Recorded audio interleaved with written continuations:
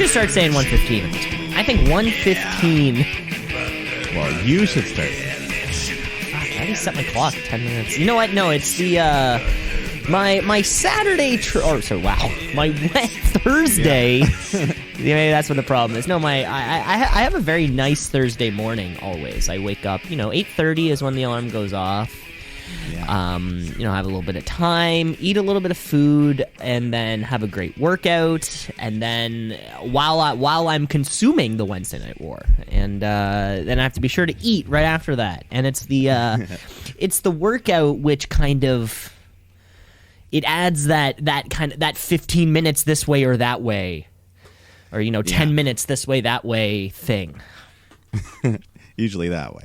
Yeah, usually that way. Sometimes it's this way. Sometimes it's this way.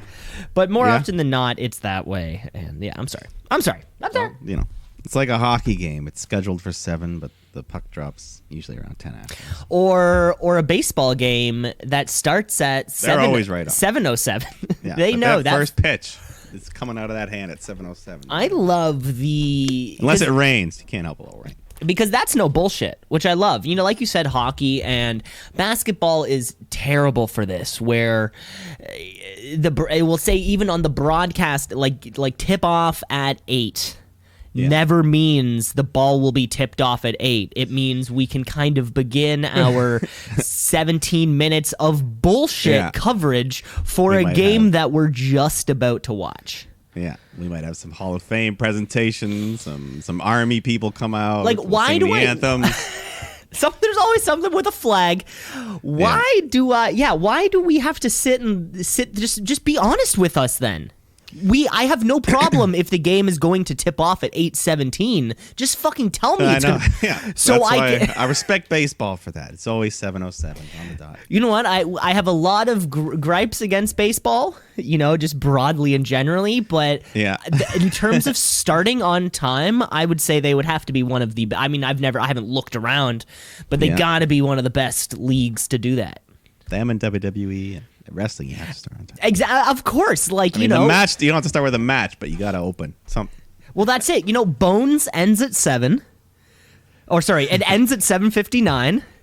Yeah. That next minute rolls around. It's not like we can just air another episode of Bones. I mean, some stations would. What do you think? I wonder what occupies that pre-wrestling shows slot. If it's like if it's news on TNT, or if it's like a premiere to a show. I wonder. Yeah, I remember back in the day watching Monday Night Raw at 9. It started at 9 p.m., but it was only 2 hours then. So, but me and my brother would always watch right before 8 o'clock. I don't know if you remember the 1-hour drama, Boston Public. Boston Legal. No, Boston Public, not Boston Legal. Okay, because this was like a show about a high school and a bunch of shit would happen. Okay, so no, I don't know that. Kind of like a Degrassi type thing. Yeah, but much more serious and edgy. Like, it was like 1990, early 2000s. There was like shootings and people getting their ears bitten off and crazy shit. It was a wild show. It was really good, but it's not remembered. It's just gone. And it did not star William Shatner and no, some famous people. Who's the other guy in that one? I never really watched it. I just know they smoke cigars on the patio every night. that was the conclusion to every episode. Yeah. I watched a lot of these episodes. It must have been at what time? You said it was 8 to 9? Yeah, it was a 1-hour drama with some actors you would recognize. I can't even think of their Five-ish Finkel. You know him? Never even heard of it. Is that a wrestling name? Because that sure as hell sounds like a wrestling name. Yeah, Vince McMahon wanted to create a Jewish character. But no, there's famous people. I don't know. There's famous people in the time slot. That was my lead-in, though. Back when I would watch television. Yeah, that was the warm-up. To Monday Night Raw was Boston Public. It wasn't on the same channel, though. We'd switch channels. Mike, you're on the same channel. Oh, my God. You're probably watching something on like a cool channel. It was on Fox. But here in Canada, that was back then. Monday Night Raw aired on TSN, so it would just be sports before that. So Oh yeah, maybe curling. maybe you would get to watch a little Jay and Dan. Maybe pardon the This interruption. is pre-Jay and Dan. This was back Michael Landsberg off the record. Oh, off the record. He was the first shoot interview, pretty much. He would shoot. Oh, he had Vince on there. He was shooting with Vince. He was shooting with. He back when Undertaker was super protected. He had Undertaker on there shooting. He was Taker was shooting. Taker was shooting. Oh my God! Michael Landsberg, the hard-hitting questions. Michael Landsberg, one of the premier Canadian sports journalists, and I think if we're talking sports journalism, Mike, there's no better place than just to kick off the show right there. Because if you want to talk Canadian professional wrestling journalism, look no further than the Shoot Brothers podcast. It's what you've been listening to for the last 5 minutes. Of course, you already know what it is. It's the only wrestling podcast online. It's hosted by myself, Cameron Osborne. It's also hosted by Mike the Shoot Shepherd. Batu. As we, I want to say this is episode 97. We're getting there. It's gonna be really exciting. Yes. We got off mic. We're definitely we're planning something in the works. Plans are happening. It'll be not your regular episode. We're gonna have some fun stuff going on. Every episode's fun. Every episode's fun in its own kind of way. But yeah, you're right. This is some unique things we've never done before. This is a special occasion too. You know, I mean, how many podcasts can say that they've made it to that centennial mark? Yeah, I'm sure there's some that don't even make it past 10. I'm sure people... It's abandoned. They should abandon it before it even has the time. Yeah. But not us. So stay tuned. Episode 100 is going to be great. And we got a great show coming up here today because, along with our... on the AEW side, of course, we have our 1 year anniversary show. And then on the other side of the brands, we've got our big draft. Not a shakeup. It's not a shakeup. It's a draft. Yeah, no, shakeup, you have no say in what happens, right? It just kind of shakes. It just kind of shakes up, yeah. And I was also going through. I mean, of course, we have some trivia later on. Of course, there is actually there was a kind of difference between the two, and I don't know. Sometimes they're more synonymous than you might think. But a draft is not a shakeup. Let's kick off the show this week. Let's go to Twitterland. Let's go to a Tweet of the Week champion. It's the Tweet of the Week.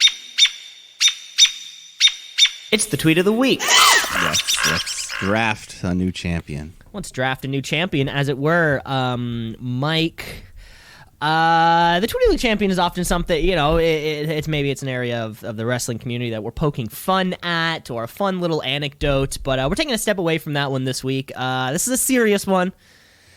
I gotta say, Mike, because this is just a tweet. This is just a tweet that's going to go out to a brand new champion, one-time champion, recent victim of the releasing, Sarah Logan. Sarah Logan, I think she's pregnant. Sarah Logan is pregnant, of course. But what kind of got me on this one?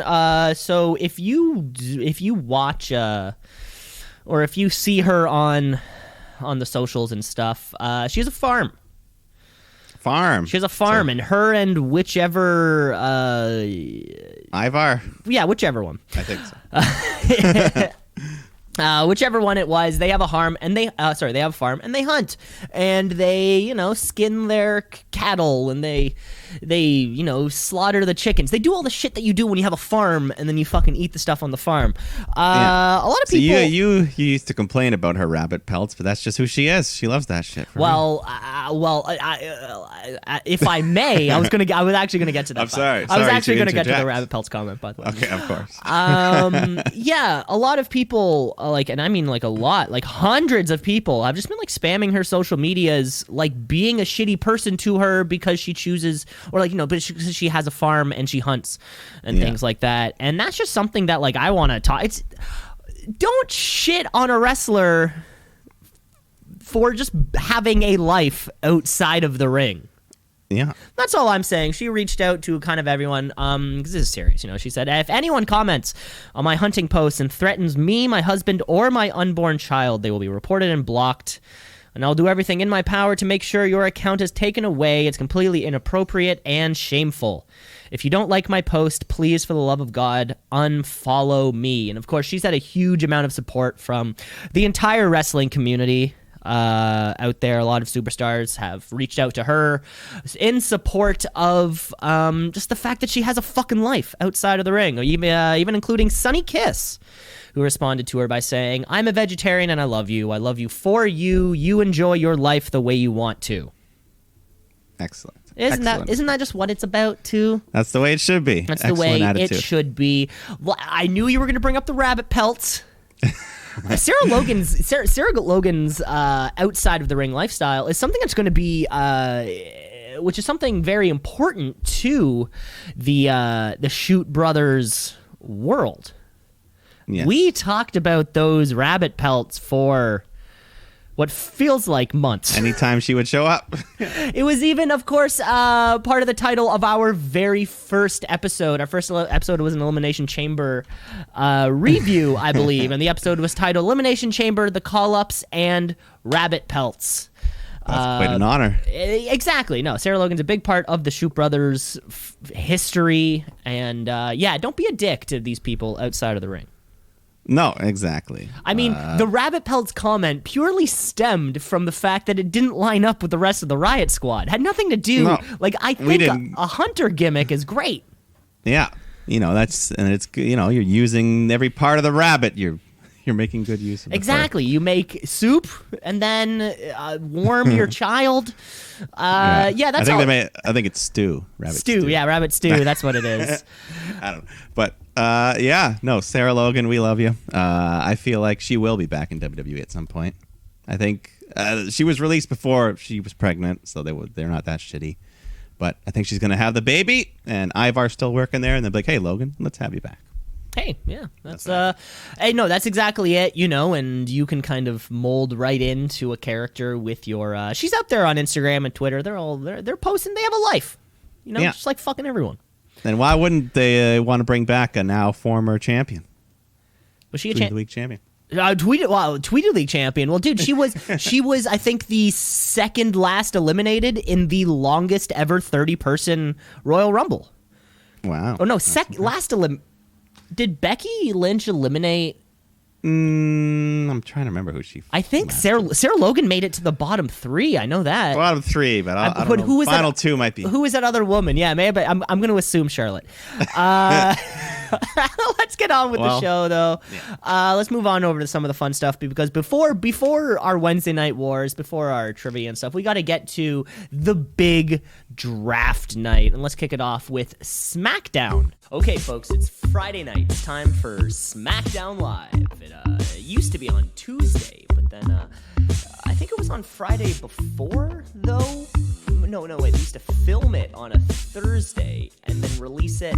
It's just SmackDown Live. They have the first, I guess, they get to draft. They don't get to draft first, I don't think. No. But they get to host. They get to host the very first night. Of course, we had our pool. We have our 2 pools kind of on different things.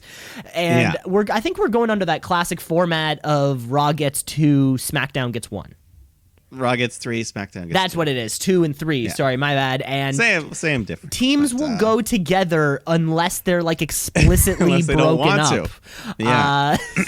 Which is a great little which is a great like sidebar to the rule. They're like, teams get split up unless they don't. You're like, I didn't think. Yeah, it's up to you. Okay. It's and of course, anybody's eligible. Champions, anyone could be drafted. Title goes with them. Doesn't matter. So we kick off the show in our Thunderdome, but it's kind of now like mixed brand. It's not all blue. It's not all red. We kick off, and Michael Cole was saying a couple dumb things in this little moment.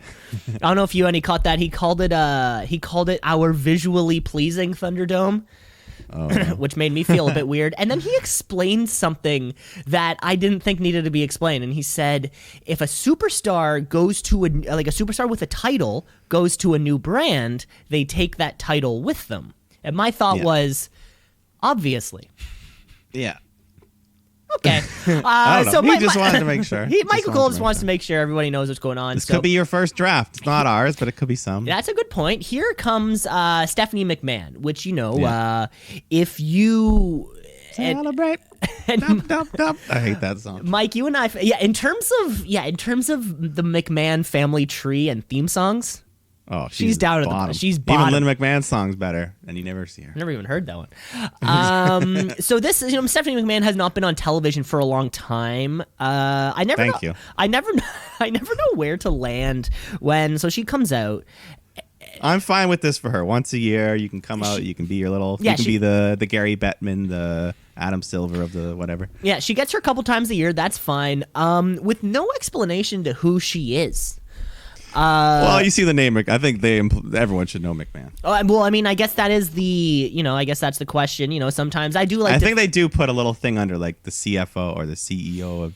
I don't know, something to do. Yeah, a title. Because I sometimes and as a newer wrestling fan, I do like to think about the way in which things are being presented to a new person. Mm-hmm. So Stephanie McMahon comes out and she just rattles off the first round of picks. We didn't get any boardrooms, any representatives this year. She's just the one. She's just got the cards. She's gonna read them. No Fox. The picks have been selected. No Fox robot. No robot this year. No. But yeah, like you said, 2 separate pools, so they don't. So not all the good talent gets drafted in the first 2 rounds, and then everything's So it makes sense. Stephanie's here, and yeah, let's just get right into it. The smart pick, Monday Night Raw, takes their WWE champion Drew McIntyre first overall. Makes sense. You got to do it. You got to keep your champ. You got to keep your world champ. So of course, SmackDown just follows suits, takes Universal Champion Roman Reigns. No brainer there. Raw picks off with Women's Champion Asuka. And then SmackDown takes Seth Rollins. So there's our first shakeup of the night. The Friday Night Messiah. Ooh. I guess. Does not have the same ring to it. The Friday Night Father. I like that. You can come up with a Pope suit. Yeah. Last pick of the first round. The Raw takes the Hurt Business. So that's a 4-for-1. What a great value. And you get the U.S. title as part of the package. So that's one of the smartest picks. That's one of the biggest value picks, Mike. I think. Although yes, those were the exact selections from the first round. However, Mike, you delivered it with a little more poise, I would say, and a little more patience than one Stephanie McMahon. Here's my impression of Stephanie McMahon. Monday Night Raw selects Drew McIntyre. SmackDown selects Roman Reigns. Monday Night Raw selects Asuka. SmackDown selects Seth Rollins, and Monday Night Raw selects the Hurt Business. The Hurt Business. Every once in a while. Very quickly. I would have liked. I don't know. You could have. You could have added a little more fanfare to the. I'm not saying the picks have to come out and then, shake her hand and then put on a hat that says they put on a Monday Night Raw jersey, thumbs up to the camera. It doesn't have to be like an actual draft, but they clearly had some shit that we wanted to get to later on in the evening. Yeah, let it breathe. Let it breathe a little bit. I'll host next year. Perfect. But we got a big match booked here because we got Big E taking on Sheamus. False count anywhere. So they start inside the ring, but then they quickly... first of all, the Sheamus is on the edge, and Big E does his suicide dive thing, which I always have a heart attack, because once again, he just lands right on his head. Yeah, the big man doing the tope... Yeah. Scary. Mixed results. Look at Ivar just fucked himself up a couple weeks ago. So. Be careful, man. That Undertaker tope... Oh, yeah. At Mania when he landed on his head. I blame the cameraman for not catching him. Oh, that was a cameraman?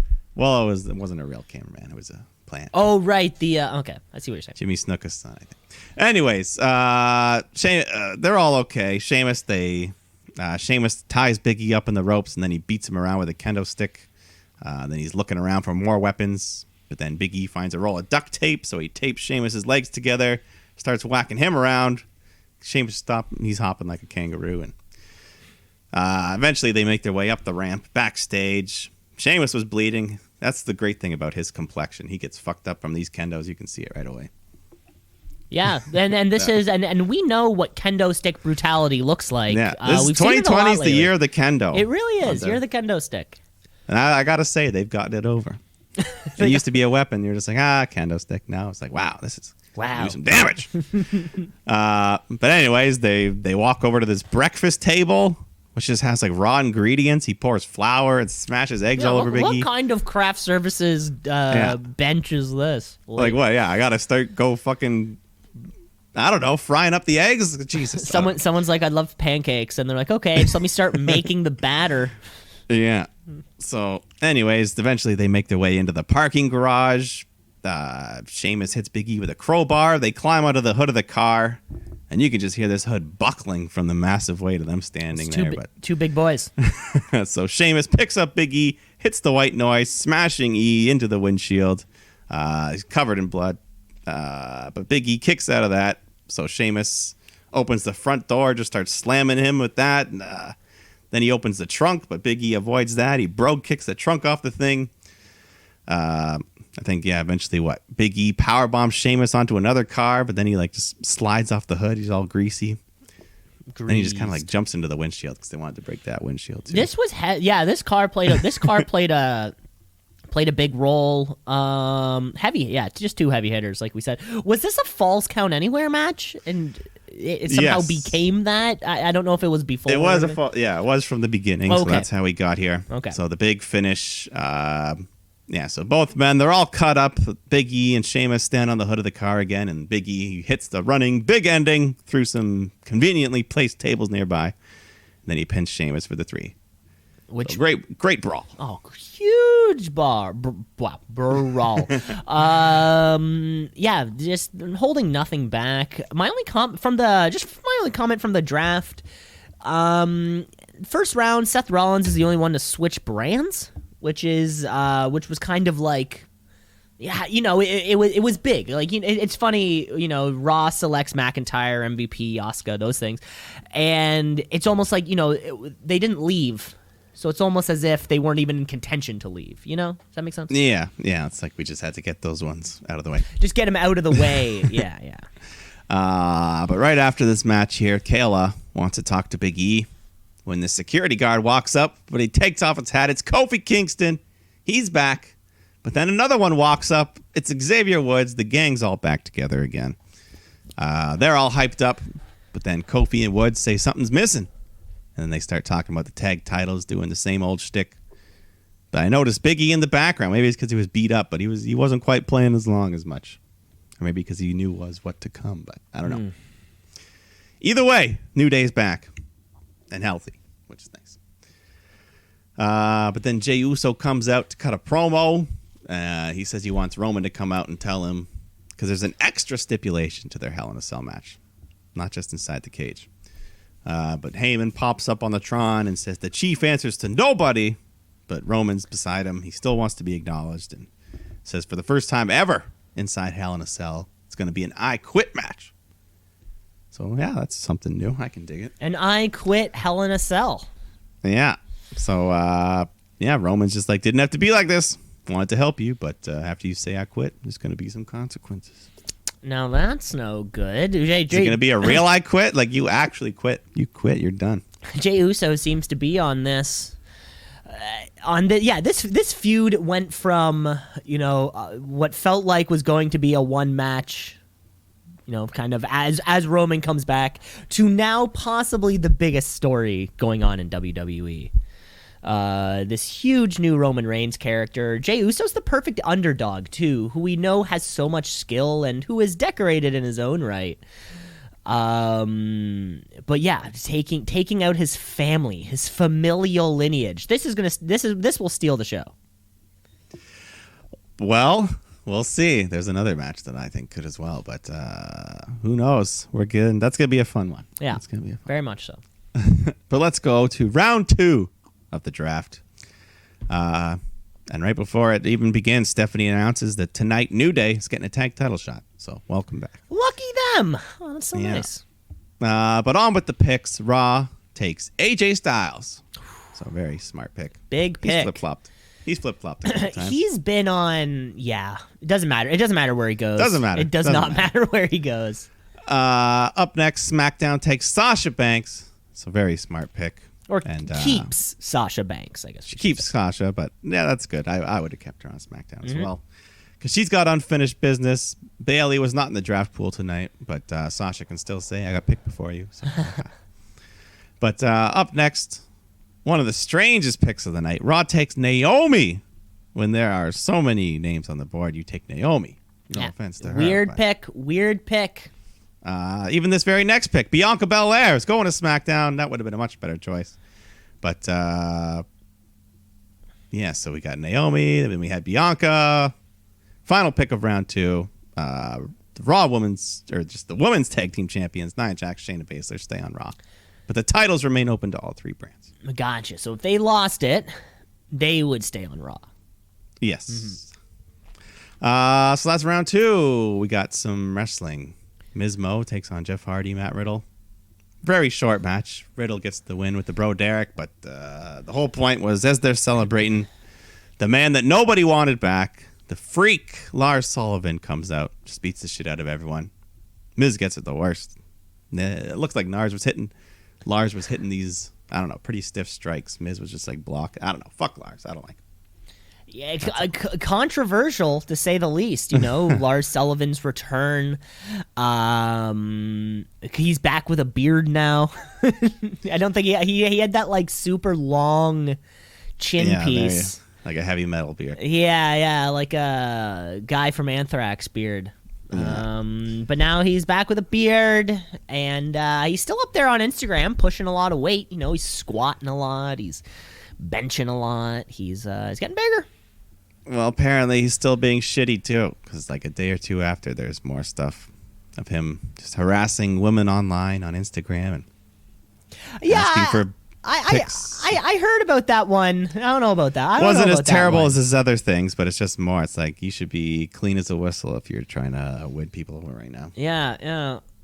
I mean, yeah. In the world scheme of successful men, he's down there. You know. But we'll see. Let's just continue. Stephanie's out again for the 3rd round here. But yes, Raw's pick, Ricochet. So he's staying. Way to go, Ricochet. Way to go. But then SmackDown takes Jey Uso. So Jimmy wasn't in the pool, but Jay's going to SmackDown. I guess Jimmy can technically just return at any time, but maybe they will be split. I was thinking they do a little thing where both twins play one person, you know, and then they kind of they would have me fooled if like the Olsens, just like the Olsens, or just like on Full House. Yeah. Well, Naomi did get drafted to Raw, and that's Jimmy's wife. So maybe I don't know. It's either wifey or brother. So I don't know. Yeah, literally. I never know. Yeah. But then Raw takes Mandy Rose, who they just got a few weeks ago. But SmackDown takes Dominic and Ray. Good, smart, not splitting them up. That's a good way to do it. Then I guess that just means that the Seth storyline's not over yet, right? It can't be over yet. No. Closing out round 3, Raw takes Miz and Morrison. I think the Miz has literally been drafted in every single draft. Like he switched brands on every shakeup or every. Yeah, at least every draft. Maybe every shakeup too. Well, yeah, because there was the time with the shakeups where just pretty much if you held the IC or US title, you flopped. Yeah, you were flip-flopping. Yeah, and I think Miz may have definitely held them during one of those opportunities. Yeah. But we got a big match, or we're supposed to be a big match. Bayley defending the SmackDown Women's title against Sasha Banks, one that I've been anticipating for years. But Bayley comes out with a chair. Sasha slaps her around. She's looking good, super aggressive, but then Bayley just leaves the ring, goes to bail on the match. Or she grabs a chair and just hits Sasha, so DQ. And then she just continues to try to beat up Sasha, but she counters, starts beating the shit out of her with the chair, and Bayley runs away. Yeah, Bayley runs away, and then I think later on we find out that they will fight in the Hell in a Cell. This seems like it's been a tradition now, or this happens a lot. This happens a lot. The how do we end the match? Just have somebody DQ it, and then that's kind of it, right? Because, or rather, I find it surprising. So we do have the rest of the show. This was the only women's match on this episode of SmackDown. Of course, this was, we had the draft. We had other things going on, which I understand. Could we not have, excuse me, could we not have booked the match? Just roll with me on this one, right? We booked the match for Hell in a Cell. Clearly, that's where this thing belongs. And then possibly given this time period to two other women? maybe three other women. Yes, we could have. And certainly because, well, I mean, the one upside of this little thing for me, because again, one of the best feuds going in the company for the past fucking year, it feels like. At least they didn't wrestle for 30 minutes just for Bailey to do the chair thing and then just be like, oh, fuck off. They didn't waste too much of our time. You know, it only took a couple minutes before the beatdown. I think, took place. As soon as the match was booked on SmackDown, I think we all knew. This was not changing hands. So maybe we could have given it to two other performers. Yeah, no, I can agree with that. But there's always next week. Always next week, baby. Backstage, well, we did get other women appearing on the show at least, because backstage, Kevin Owens is getting ready for his match later when Alexa Bliss approaches and just simply says, "Let him in," and walks off. Let him in. But we got that tag title match we were promised. Nakamura and Cesaro defending against Xavier Woods and Kofi Kingston. So Kofi, surprisingly, I mean, Xavier Woods been gone for like a year, but Kofi's been gone 3 months now. It flew right by. And now we've had and now both Xavier Woods and Ember Moon have recovered from their respective Achilles injuries. Yeah, they're back. They're looking good. Xavier's still running. He's high flying, hitting springboards. He's looking great, going all out. Cesaro, he has Kofi in the big swing when Nakamura's looking to hit the Kinshasa, but Woods stops him, which allows Kofi to hit Trouble on Paradise onto Nakamura. And then he tags in Woods, who hits his big diving elbow drop and gets a 3 count. So the New Day are once again tag team champions. Once again, I know, and on the night they returned, which is always exciting. This is part of the excitement, which always is. A New Day who just continues to add more accolades to their accolades on top of their previously existing accolades. So Big E comes out to celebrate with them. He's having a good time. When Stephanie comes out, because it's time for the final round of tonight's draft. So with the first pick, Raw selects the brand new SmackDown Tag Champs, Kofi and Xavier, but not the New Day as a 3-pack. And Woods is shocked. They're all in shock. Woods is just like, say E's name. Say E's name. She's going to say E's name, right? But Steph says, with the second pick, SmackDown selects Big E. So, oh, shit. You breaking the New Day. You breaking the New Day. Well, you can't break the New Day up, but you can split them apart. And that's what's happened here. So, singles push continues. So, this is still a good thing for Big E. But, New Day is shook. They're shocked. Big E looks like he's going to cry. And Kofi just says, why you do that? That's the dumbest effing move. And then we just move right along because heading to Raw's Dana Brooke. When you picked Mandy Rose earlier, you could have just paired them together. So I thought that was the whole point. That's what they were both wearing pink the other week. I was like, okay, they're a pair now. Yeah. So that was weird. SmackDown then takes Mr. Money in the Bank, Otis. Once again, not heavy machinery together. So why wouldn't you? But what happened to Tucky? But final pick of the night, Raw takes Angel Garza, which is the one pick where I'm glad that they didn't take him with Andrade as a pair. Yeah, well, I mean, God, who the fuck knows what's going on over there? But end of an era for the New Day, or a change of pace, really. You know, like we've said, the Big E singles push needs to happen. It's clearly happening. Is Big E the one to, maybe he will be the one to dethrone Roman Reigns in a year? Possible. He could be. I could definitely see him being the one to challenge at this year's WrestleMania. I mean, and especially with kind of Daniel Bryan nowhere to be seen, Seth Rollins involved with Dominic. It sort of seems as though we are back to missing a top face on SmackDown. Yeah, no, Big E can definitely fill that role, mm-hmm. And so. We'll see. This, that's the big news, though. Obviously, the new split of the New Day, but the show. There's still some more action here. Not a split. It is refreshing to see a tag team not turn on each other and just split up, like that. You know, I mean, Big E didn't turn on Xavier Woods. They just, have to go their respective ways. Yeah. So they announced that next week is the season premiere of SmackDown. Roman's gonna defend the Universal title against Strowman. Yeah, season 2 live on Netflix. Season premiere. Stream Yeah, it so all. Stream it all. I would say that would mean that's the official reset point for the 4 invitations per year. Oh, so it's not per calendar year; it's per season. Interesting. Yeah, I mean, how do you want to? That's a good point. I mean, I'm looking at the brand-to-brand invitational right now because you bet your ass I've got it in an Excel spreadsheet right in front of me. We can reset it. Yeah, we can. So this coming Friday will be the reset of the season, and also subsequently, does that mean that the following Monday is episode 1? I think it's a double season premiere. Oh, okay, yeah. So it's like SmackDown and Raw are the season premiere, and then from there, okay, that's cool. Yeah, that's cool. And also, well, yeah, it's weird because they've already booked matches for the season premiere that have people from different brands. Well, like I'm glad you fucking brought that up. Of course, we'll get to that when we spoke to Raw. Which, oh my God, let's just keep let's finish this all off. Yeah, let's finish. We got a big main event after Raw because you know when WWE does that thing where they book something and then forget and then they book it like again or something.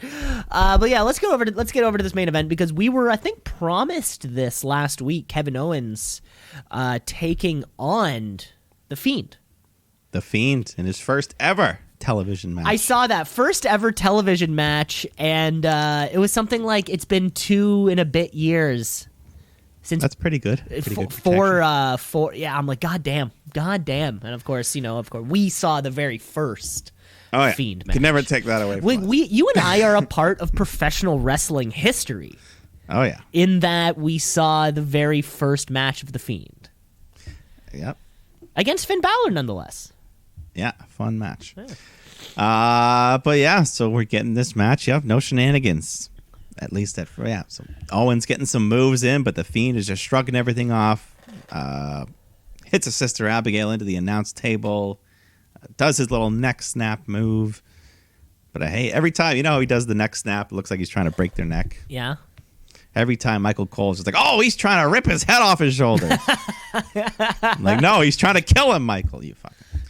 But anyways, Owens fights back. He hits a DDT to the floor, a frog splash off the apron onto the floor, hits a pop-up powerbomb onto the Fiend through the announce table. But the Fiend recovers from that. They get back in the ring. Fiend locks in the Mandibles Claw. But while he's got the claw in, Owens hits the stunner. But the Fiend doesn't release the hold. He just stands up, slams Owen down with the Uranagi while still holding the Mandible Claw, and pins him for the 3 count. So the Fiend wins. He's celebrating. The lights shut down. And when they turn back on, him and Alexa Bliss are just staring into each other's souls. And then they both look back at Owens, look back at each other, and then we go off the air. As we fade to black, and then probably the news comes on at 11 or something, or 10. Yeah, more fun than expected. Just the Fiend no-selling most of Kevin Owens' offense. And it was more fun than expected. It was interesting. Like Owens was trying to win by count out at times. He's like, fuck, I can't keep this guy down. I gotta count him out. Possibly trying to play smart over the Fiend. But yeah, Kevin Owens can have a great match with anybody, I'm sure. And nice to see that Alexa Bliss possibly seems to have some of that Fiend magic in her. Oh, yeah. Some of that, she can control the lights. She can distort stuff. I think the Fiend and Retribution learned from the same... Maybe since Fit Finlay has been let go, in a way to like get back at the company, he knows all the ins and outs of how to edit the videos and how to turn off the lights. He knows all of this stuff. Maybe like Fit Finlay's at the top of this, at the top of the chain right now.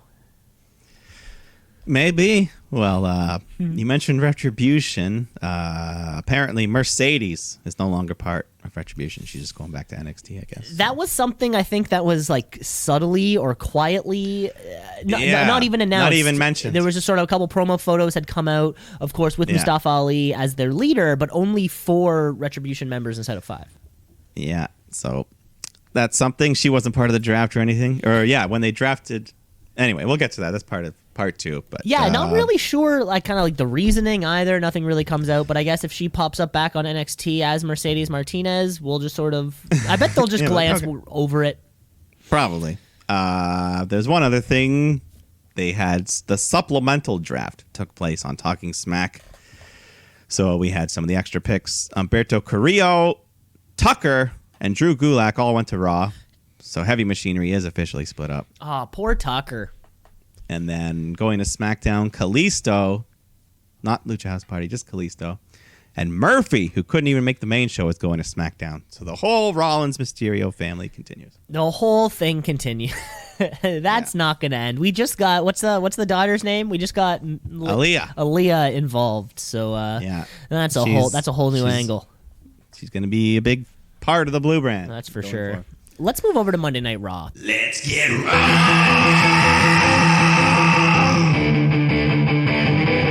Let's get raw.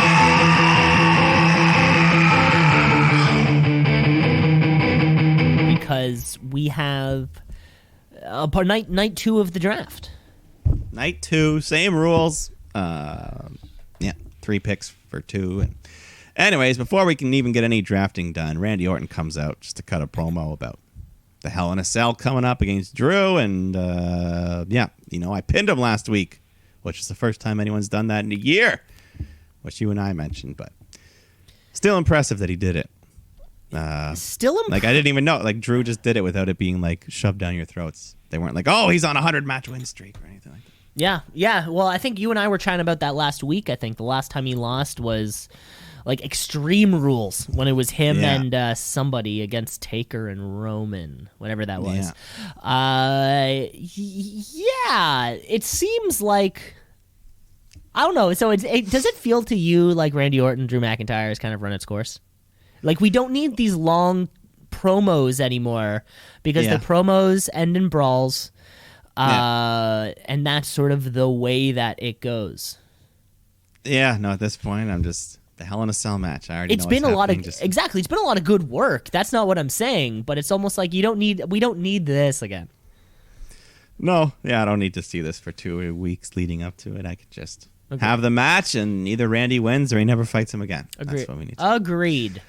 But yes, let's get these picks going. Steph comes out, and first off, the Raw takes the Fiend. So that's a big pick. Big pick for Monday Night Raw. Yeah, freshen things up. He's on the red brands. We'll see. We'll see if Bliss moves with him. But then SmackDown selects Bayley, the SmackDown Women's Champion. You got to protect your asset there. Of course. So very smart. Naturally. Then Raw takes Randy Orton. Okay. So SmackDown takes the Raw Tag Champs, the Street Profits. So as expected, once New Day was going over the Raw, you knew that was going to happen. Oh my God, Mike! As soon as I heard, so this was kind of like this was an emotional arc that was kind of like in 2 separate occasions, right? So of course on the Friday previous, the New Day wins the SmackDown titles, but then are immediately drafted over to Raw, and the fireworks going off in my brain of putting together both championships, both the Raw tag and the SmackDown tag, molding them into one. I could just see this beautiful red and blue belt in my head. It was going to get a whole new design. It was going to be sleeker, cooler, something made for 2020. Something with gold on it. Something with gold on it. All the colors of the rainbow, if you were. And I spent the rest of Friday, I spent all day Saturday, all day Sunday, even the first half of Monday, just thinking, wow, finally, the tag titles are going to be won. Nope. Sorry. Yeah. But we got so close though. It's almost as if they're teasing it to us. Like, we're gonna unify the titles in like a year. We'll see. Maybe a next shakeup.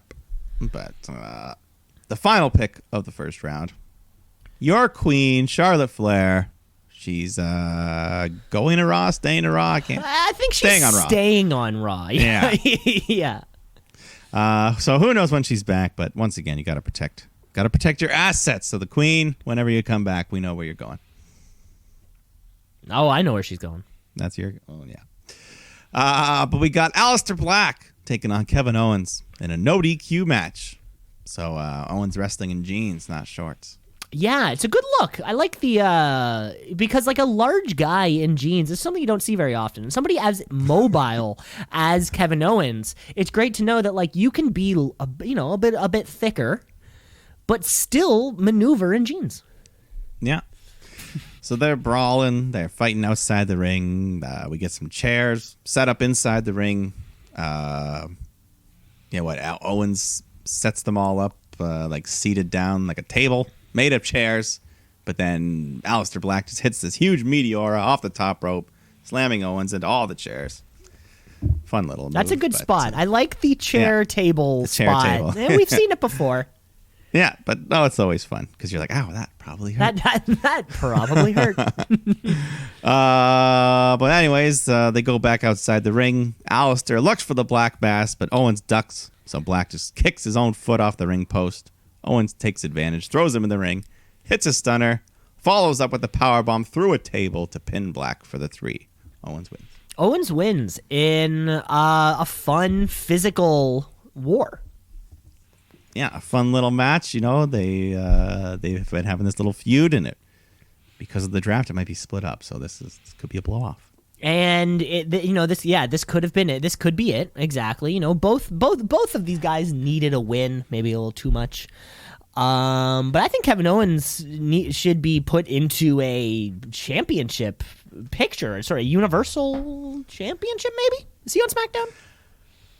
Well, I think we'll find out. I think he gets drafted in this next round. Let's just move to the next round because first off, Raw takes Braun Strowman. He's been showing up a lot on Raw anyway, so. Of course. Well, he's been showing up a lot on Raw Underground, which I think due to, I'm going to assume it's like asbestos in the ceilings. They're not allowed back down there. That's why they haven't said anything about it. Or like that's why we're not doing it. They haven't said anything about it because it's embarrassing that you have asbestos in your house, you know? It's embarrassing, so nobody wants to mention that. Yeah, but SmackDown then takes Daniel Bryan. Keeps Daniel Bryan, motherfucker. Dude, I was it popped up on my YouTube timeline. It was the full match, the full Adam Cole Daniel Bryan match from the Survivor Series build up. It was around this time last year. When everyone was stuck in Saudi. When everyone was stuck in Saudi.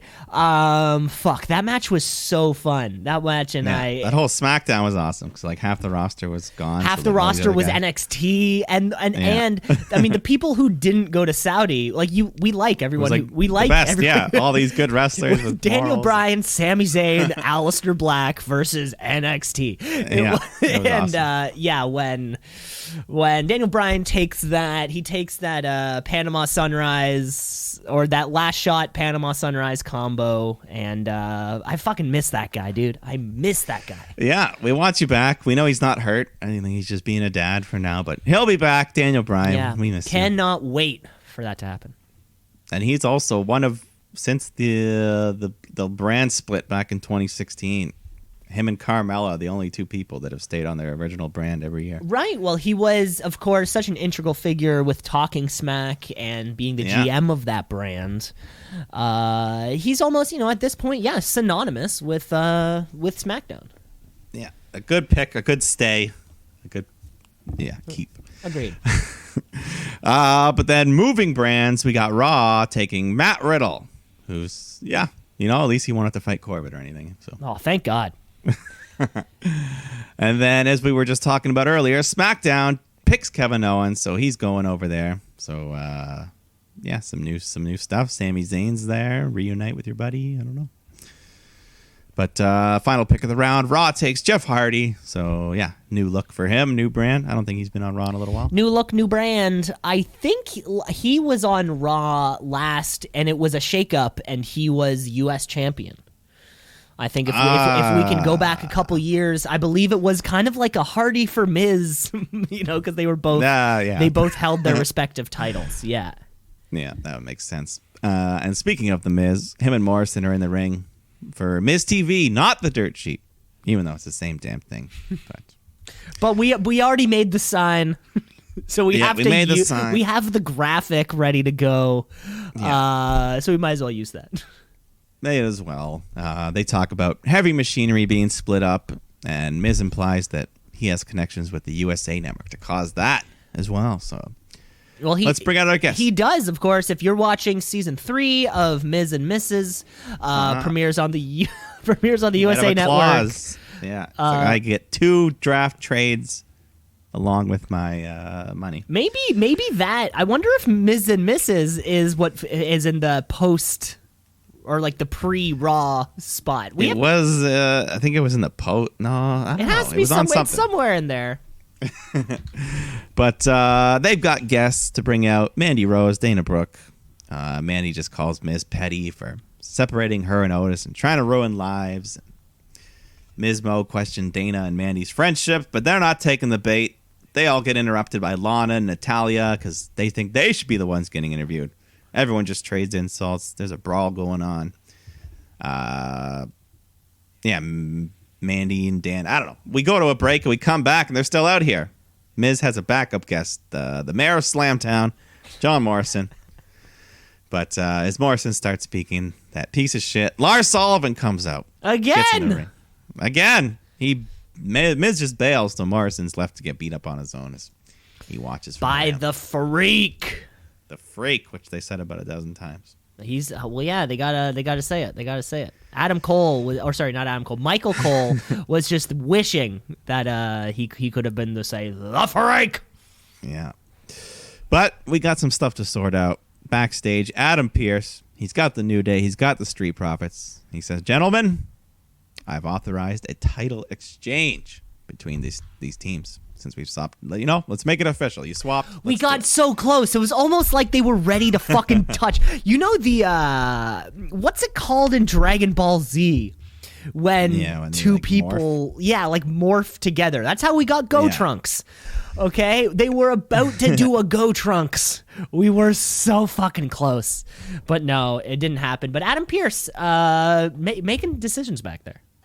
Yeah, or at least relaying the messages. But I wonder if this counts. Is this a new title reign for each team? Because it's a different belt. Yes. If you go to... I mean, it should, I guess. I mean, I don't know. If you go to Wikipedia, where, there's sort of accurate representations of who's... The source of all knowledge. At this point, Wikipedia is fucking true, okay? It is. It is. At this point, they have enough people making... It's been scientifically shown to be more accurate than the Encyclopedia Britannica. Are you serious? That's real. And I bet updated on a better... Because, you can update it within seconds. And... Sorry. No. So of course there is a difference between days, the real days they've held the belt and days recognized by WWE. Those are all different numbers. So now those have switched, but under the column of sort of how they won it, it is described that they just got it by swapping. So currently, both of those teams they're on like a 4-day reign. Yeah. Well, for New Day it makes sense, but Street Profits, they were having like a 150-day reign or something. Street Profits. So they got to reset. But reset, but still undefeated, of course. Street Profits got to shout them out. They're 224 days as the Raw Tag Team Champions. They are the first team to hold the Evolve Tag Champions, the NXT Tag Champions, the Raw and the SmackDown Tag Champions. They're the second tag Triple Crown winner within WWE. These guys have been huge, even though they've flown directly under the radar. Yeah.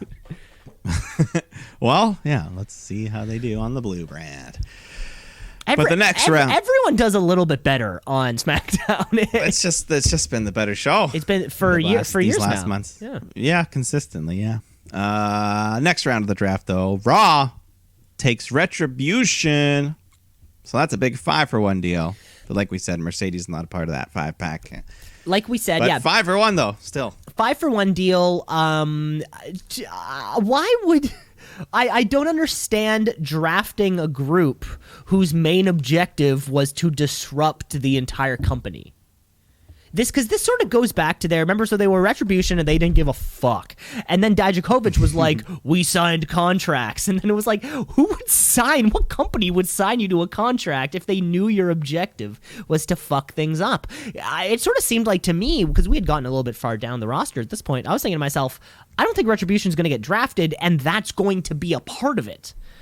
They're going to come and fuck shit up even though they're not even they're not welcome. On Raw or SmackDown or wherever they ended up. It was a weird choice for it to be phrased that way. Well, back in the day, Stone Cold would come out and beat up McMahon, get arrested, but McMahon would have him back the next week. That's fun. So, sometimes chaos is good for your show. It brings eyeballs, brings attention. That's a good point. The train wreck. People love a train wreck, People love watching... Britney Spears shave her hair. Britney Spears shave her head. What else? what's the guy? What's the Baywatch dude's name? Hasselhoff eating that Hasselhoff burger, drunken a cheeseburger, yelling at his daughter. Yelling at his daughter. I don't give a Alec the cheeseburger Baldwin just yelling falling at all his over. daughter. The cheeseburger's a mess. It's a mess. There's a bun on the ground, the patty in his hand. It's almost as if Hasselhoff's never eaten a cheeseburger before. It's like, dude, you got to keep it all together, man. Yeah. I've never been burger falling apart drunk. I've been drunk before, I've had some nights where I've had a few too many, but my burger always stays together, as it were. Yeah, either I eat it or I forget about it. Or you forget about it and you wake up in the morning and you have some old crusty burger. And you're like, fuck, gross. And you feel like shit. I remember I woke up once and I had a jar of peanut butter with a kazoo in it that I guess I was using as a spoon. I guess you were using the kazoo as a spoon. I certainly remember. I certainly remember waking up a morning on Sororan Avenue and having a bunch of chocolate bar wrappers. In and amongst my blankets. Yeah. Some little, those snackable nights. But let's go on here. Because up next, SmackDown takes Lars Sullivan. He's got to go somewhere. Someone's got to take him. He's a freak. He's a freak. But Raw takes Keith Lee. Who knows? I don't know. At this point, I wish he was just back in NXT. Yeah, we still don't know what the hell happened there, of course, and kind of compiled with the Karrion Kross injury, it almost feels like, fuck, Keith Lee came up here for nothing. Yeah, he could have just been still champion, but SmackDown keeps King Corbin because whatever. Yeah, and you know what, dude, love Baron Corbin's got it. You like him more than most, I think. I like him in the sense... I don't hate the man. I like him in the sense that he makes a lot of money to lose. and lose every single week and get time on the microphone and get to be different characters. I don't know. You gotta respect somebody who can kind of pull that off. And the Deep Six looks pretty good. Yeah, he's got a couple good moves. That's the thing. Yeah, when AJ sells that Deep Six or the End of Days, that move slaps. It's a good move. What else is a good move is the final pick of the round because Raw's taking Alexa Bliss, so she stays with the Fiend. Fantastic. But then Seth Rollins comes out to give his farewell to Raw, his final Monday Night Mass. But he's just putting himself over until Jeff Hardy comes out to interrupt him, and Seth just says, "Get out of my ring." But Jeff's like, "Nah, man, I'm on Raw. This is my ring now." So Seth's like, "Yeah, well, you're gonna have to fight Lars Sullivan on Friday, sucker." And then he just leaves. And then AJ Styles comes out, gives a quick little jab at Seth. He's like, it was never Monday Night Rollins anyways. But AJ moves on to Jeff, but then Seth walks back. He wants to fight AJ, and Hardy's like, fuck that. So he just attacks them both. He wants a triple threat match, which we just get right now off the bat. Hardy, Rollins, Styles. We are having a good match. Everything's going well. Hardy hits a twist of fate on AJ, but then Elias makes his big return out of nowhere, smashes a guitar on Hardy, but there's no DQ because it's a triple threat. So Styles takes advantage of this, covers Jeff, gets the 3 count. He'll take the free win.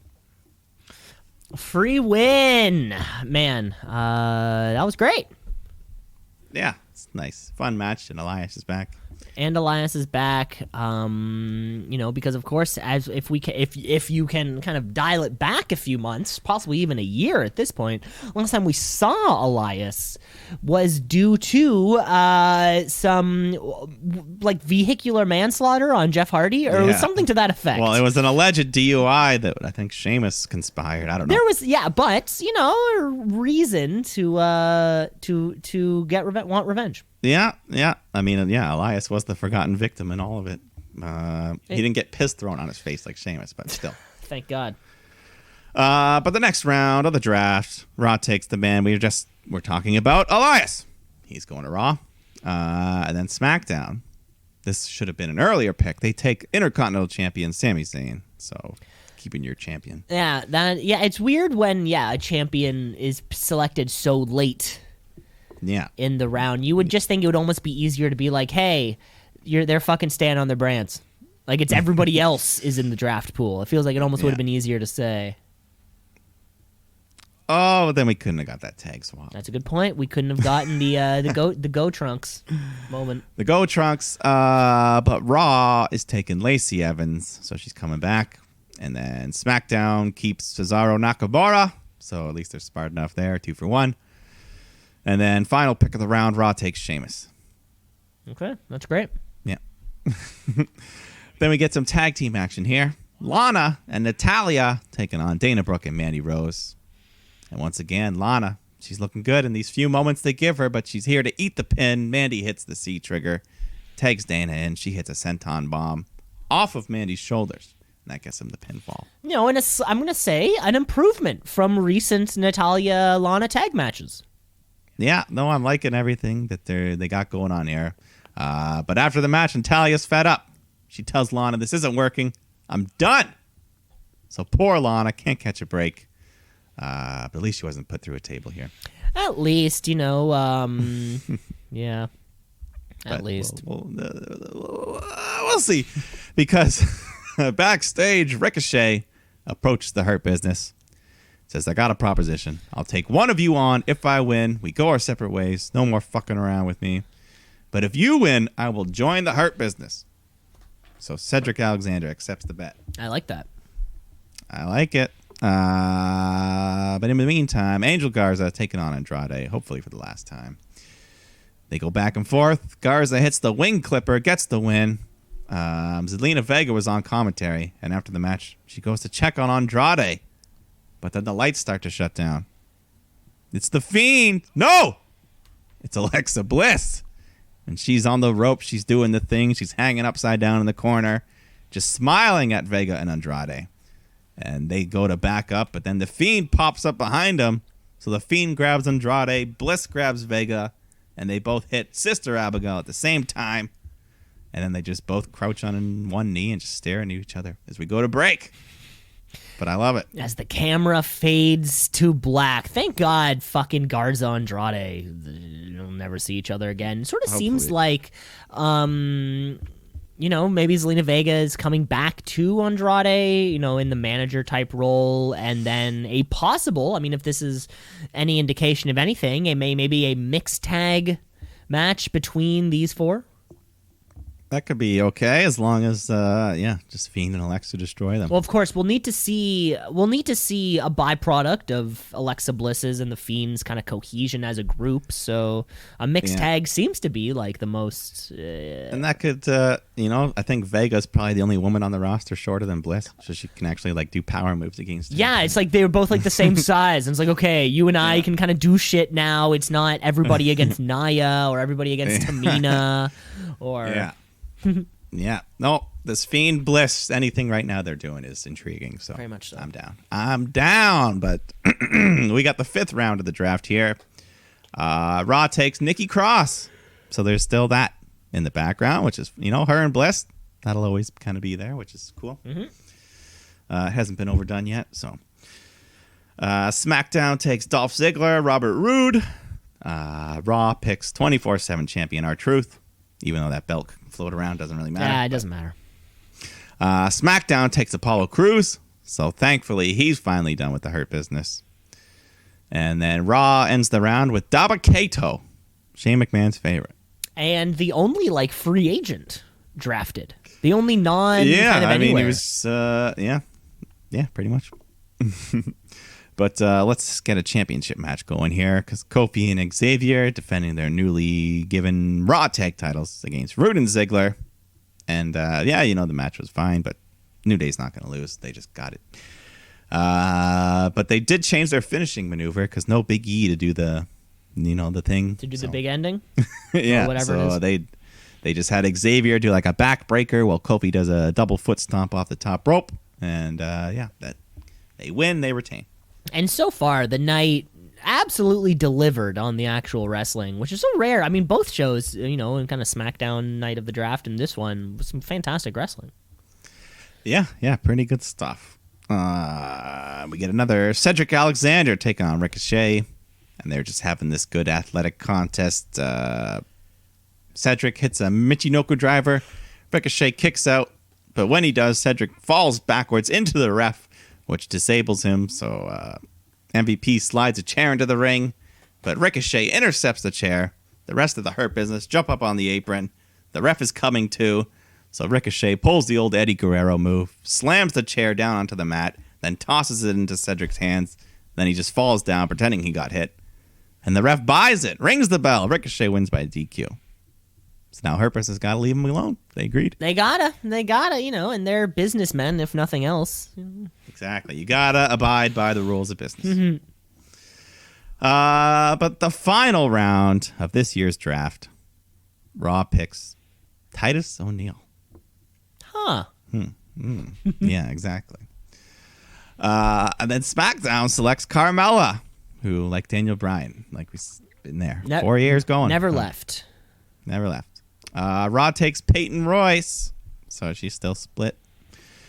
SmackDown takes Aleister Black, who, I mean, come on. How? You taking Titus O'Neil? Yeah, how are you falling this low? Jesus Christ. Yeah, that's embarrassing. That's absurd.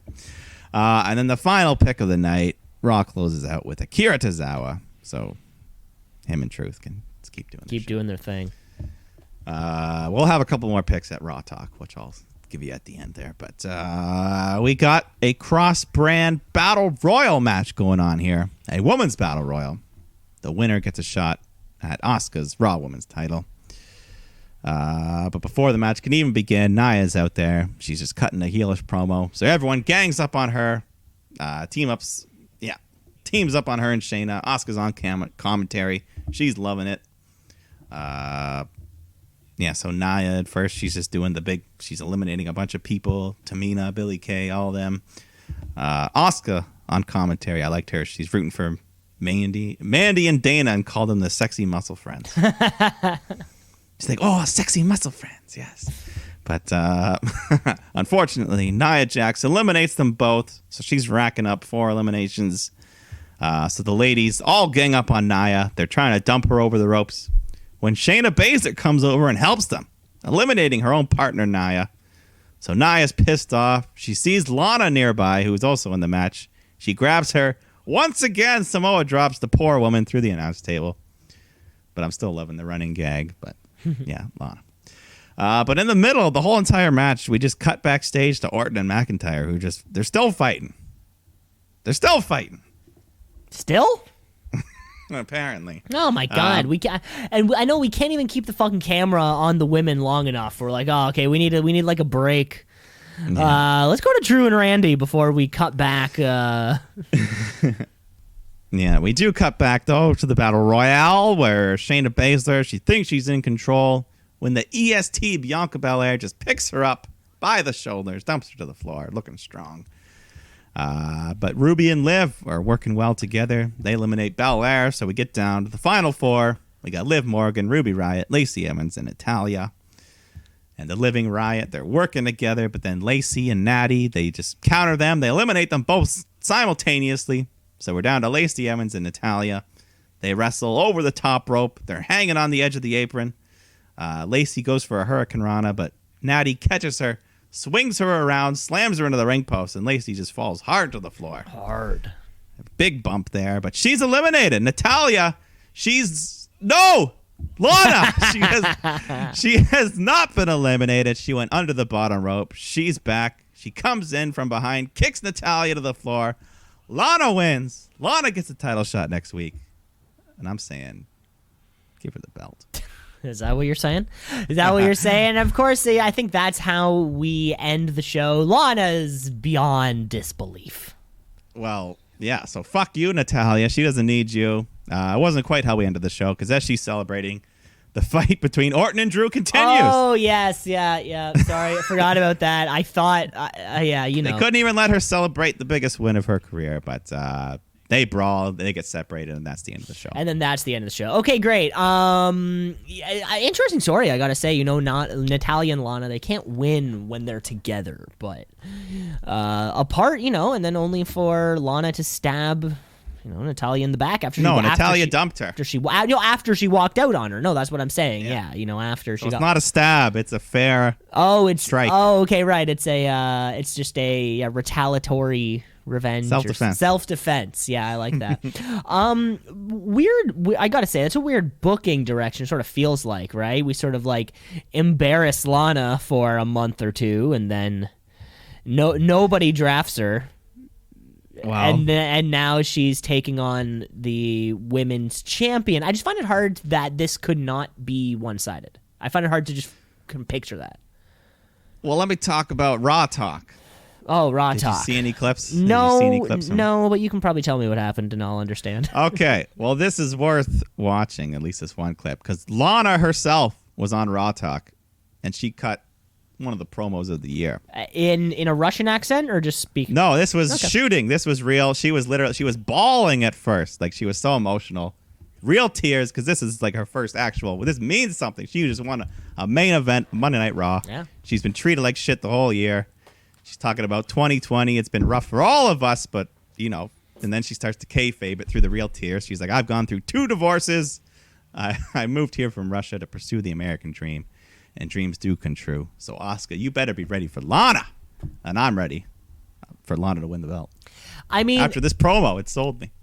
Yeah, no, I'll check out this promo unless Lana's been secretly working on her in-ring ability that we just haven't seen, and then this match is going to happen against Asuka, and it's going to be like a 4.5-star match. Like, if that happens, hell yeah. I don't want to see Asuka lose in a match that I know she was clearly the strongest competitor.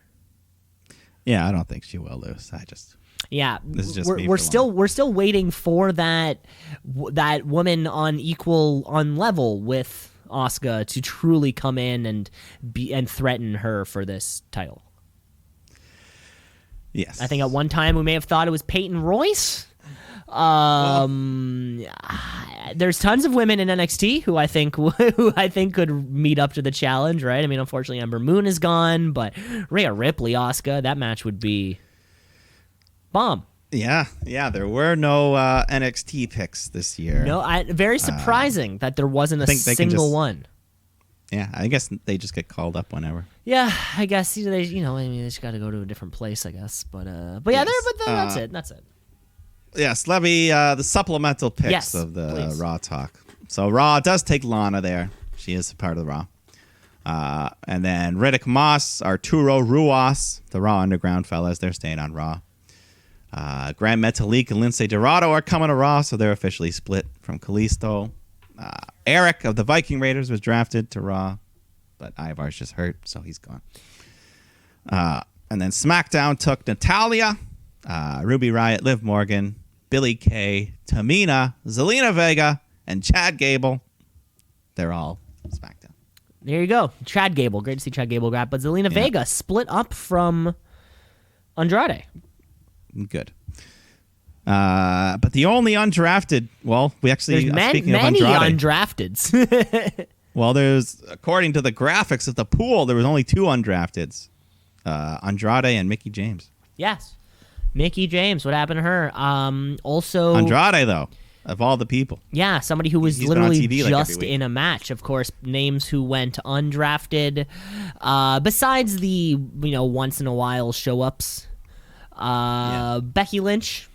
Nothing. Well, of course, she's on maternity leave, but she'll have to come back. She'll come back to a show. She will. I mean, maybe not. Jinder. No Jinder. Thank you.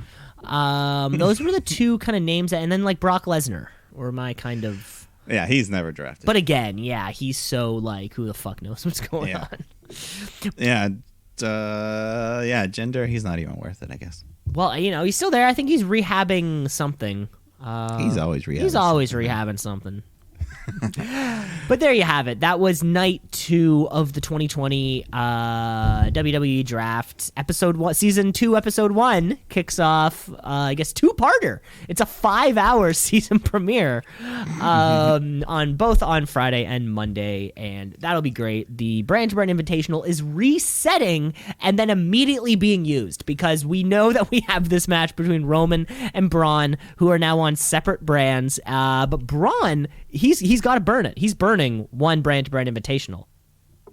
Yeah, I guess so. And I mean, he has 3 discrepancies already with Raw Underground kind of thing. So Braun Strowman doesn't know what the fucking rules are.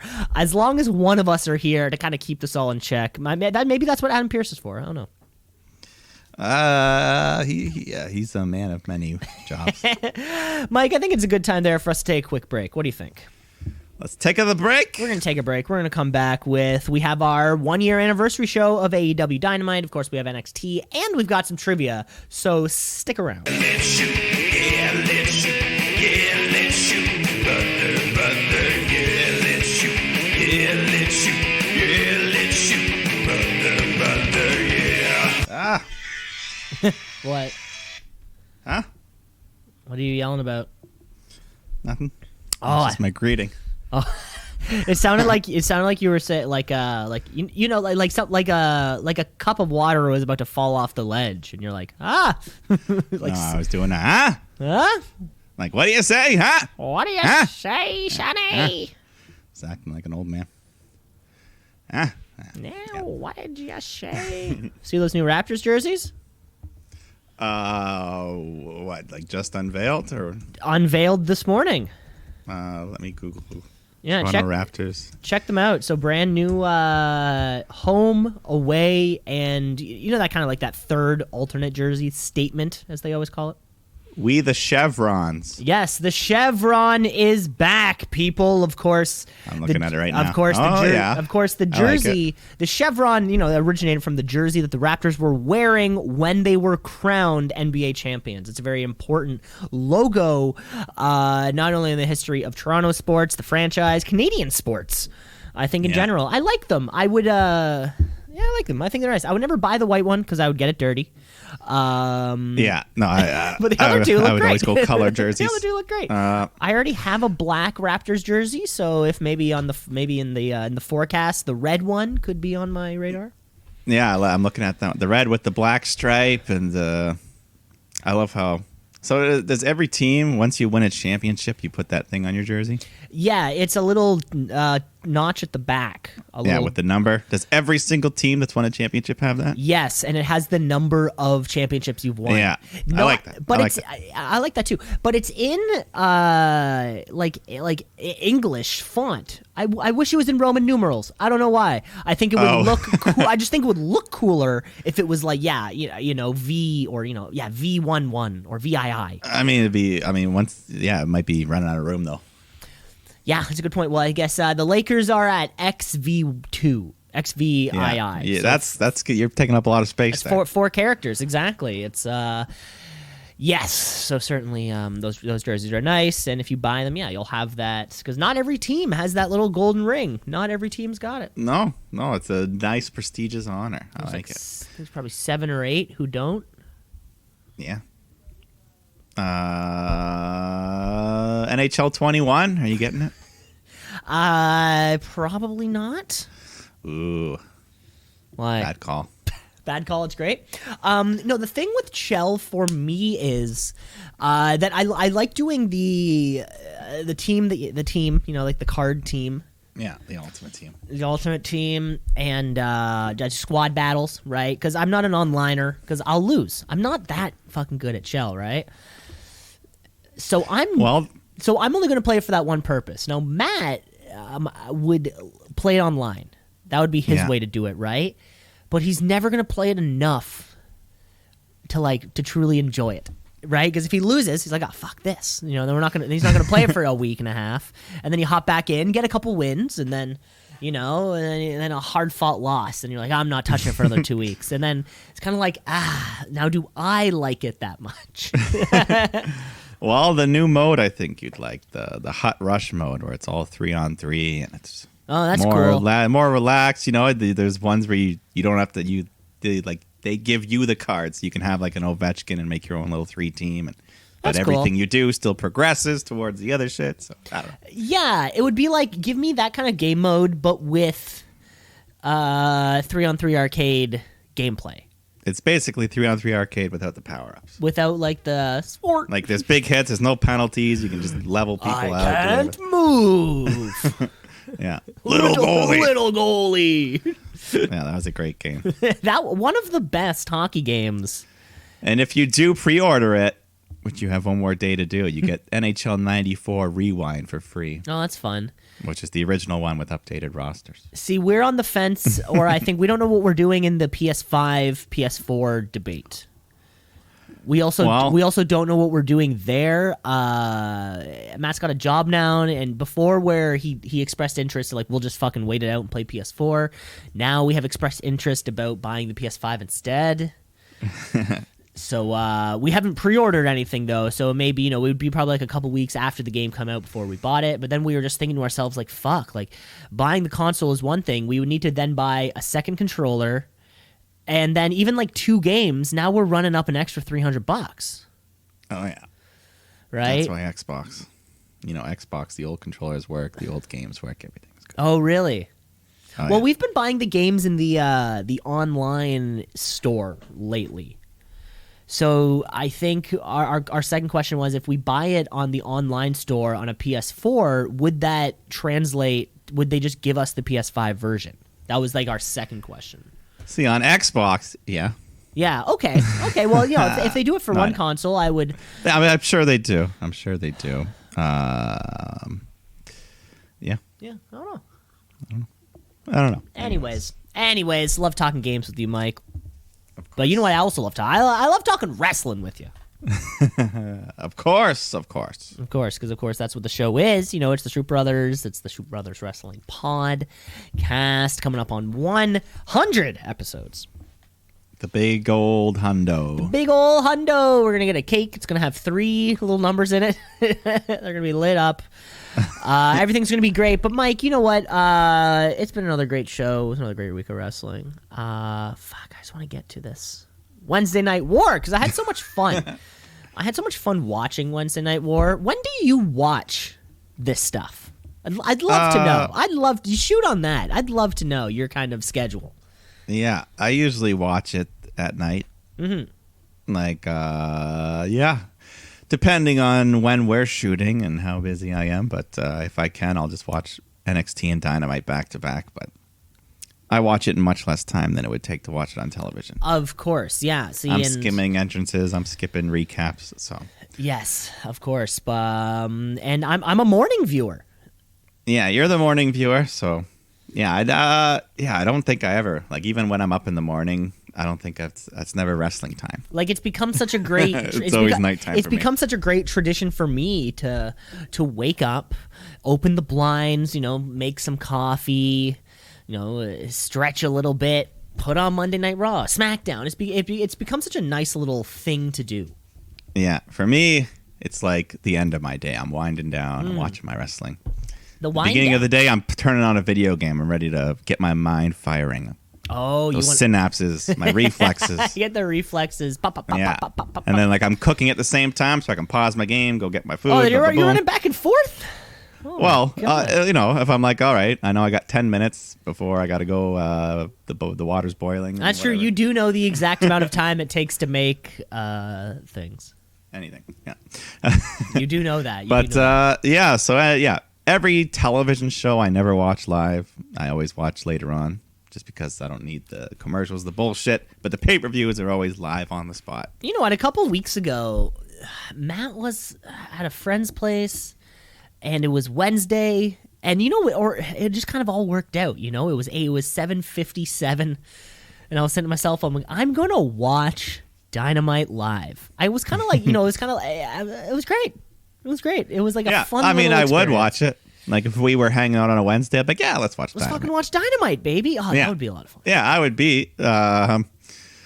Yeah, no, it's just out of habit. But yeah, pay-per-views, takeovers, all that stuff I try to watch live. Yeah, that is sometimes difficult, just depending, if I would have been Yeah, working. we have things to do sometimes. There's lives, there's family events, there's all that shit. But see, not watching a pay-per-view live, it's a double header now because that means you can't go on Twitter or Instagram also. Yeah, I know. I can't even open I've had accidents before. You can't where, like, open your I didn't Instagram watch the Discover Wednesday- page. Yeah, I just open Instagram and it's like someone holding a belt. I'm like, ah! I didn't. You're trying to convince yourself. I didn't see that. I didn't see that. I didn't see Yeah, that. exactly. I didn't see that. I swear. I think that happened with me with something too, and it was that. It was. Remember when AJ Styles beat Jinder Mahal for the WWE Championship in England?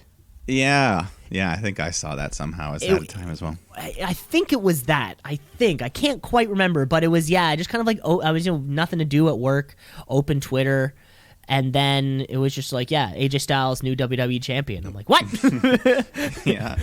Was I in a coma? What the fuck just happened? That's happened a couple of times. So you got to stay off of socials. It's more difficult if you than don't want to be spoiled, it's very...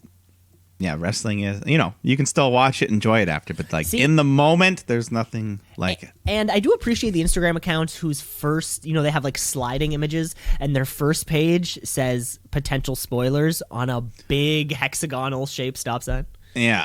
But sometimes the headline spoils it anyways. I love those. Sometimes it just says potential spoilers. I'm like, great. Yeah. But it'll say like new champion crown, but it won't say who, but there's only one title match. You're like, oh. And that's what will happen on Twitter is that if let's say, hashtag all out is the top trending thing, they will have like a little GIF sometimes of maybe a big spot.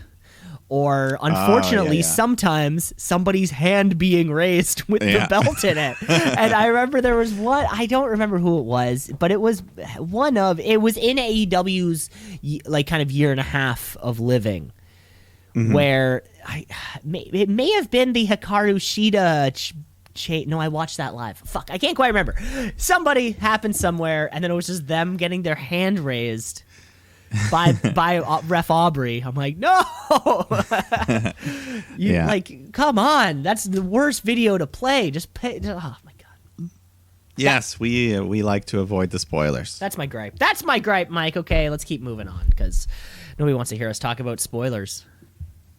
I think most people. Some people love the spoilers, but what's the fun? What's the time frame on a spoiler for you?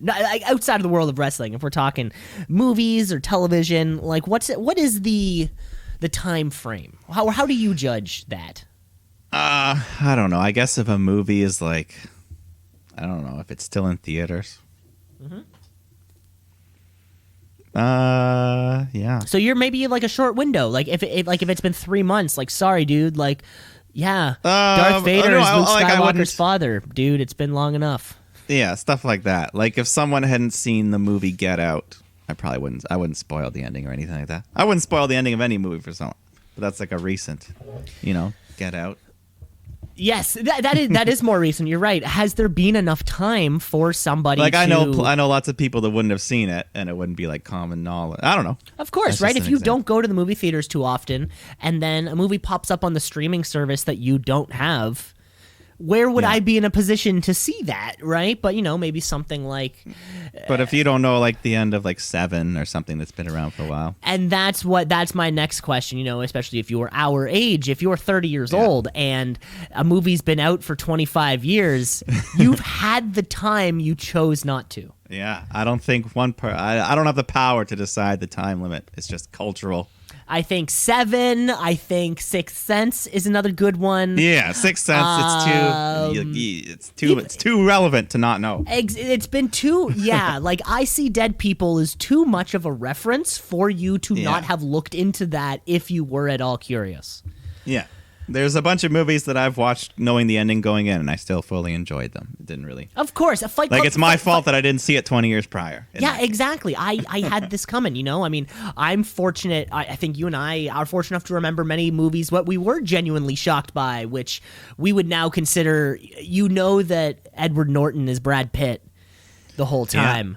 Yeah. But I remember when I saw that and I found it out. That was one of the fucking craziest moments of my life. One of the craziest moments of my life when you found out that, oh yeah, by the way, one thing I love about The Sixth Sense is that as a viewer, it was more plausible to us that his wife ignored him than he was actually dead. That was the craziest surprise. I was like, oh wait, his wife isn't ignoring him. He's actually dead.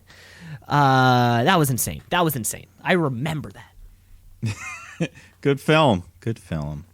It's not film. M. Night. M. Night, baby. He's coming back with another movie, I hear.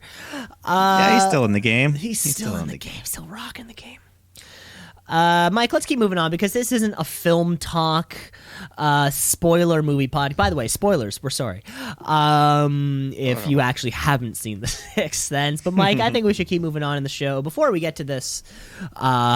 This every title belt on the fucking line. Year anniversary of AEW Dynamite. Let's play a little bit of trivia. Trivia. Woo! Trivia. Woo! Let's play. Mike, I have 4 questions for you this week. I got 4 for you. Oh, that's fun. I'm going to kick off the questions, then we can go back and forth. We're talking draft trivia. Woo. A little bit of drafting because we've seen drafts happen over the course of WWE for many years, right? You know, so Mike, today we're going to be looking at those who were the first picks of the draft. Okay. Of course, we know. So last year, I mean, that's an easy one. Fucking Becky Lynch went straight to Raw. Roman went straight to SmackDown. You know, so we're not even going to bring that one up. That's a little too fresh in our memory, maybe. You say it was easy. I don't even know if you don't remember that one. Oh, I remember. I mean, I remember, but because Becky's been absent, I might have taken me a minute to remember Becky. Okay, well, that's okay. That's okay. We're gonna keep moving on. We're gonna move on to other drafts. Then I'm sorry. I thought that was no. It might have been. By the way, we're talking drafts, not shakeups, and not like a beer draft where. Okay, so when I was thinking about what to do for trivia, I did it was too difficult for me to get you to answer them properly, but they were going to be about the different kinds of drafts. So yeah, like a beer and then like a draft of like a letter, you know, like a rough draft. I couldn't quite get like enough like an questions. Army draft. An army draft. That was the other one. I couldn't quite get enough questions. I don't know. I get it. That would have been fun. That's the thing. I couldn't get the questions were the funniest part because the answers were all draft. Yeah. So it really would have been. It would have been more for me. It could have been like a Jeopardy style where I have to give the question. Oh yeah, that's. Answer these in Jeopardy style. Yeah, you know what I mean. Yeah, exactly. I give you the answer. You give me the question, or just say what. Or just say we what. Should do that. Yeah, we should do that. We should do like an actual Jeopardy style.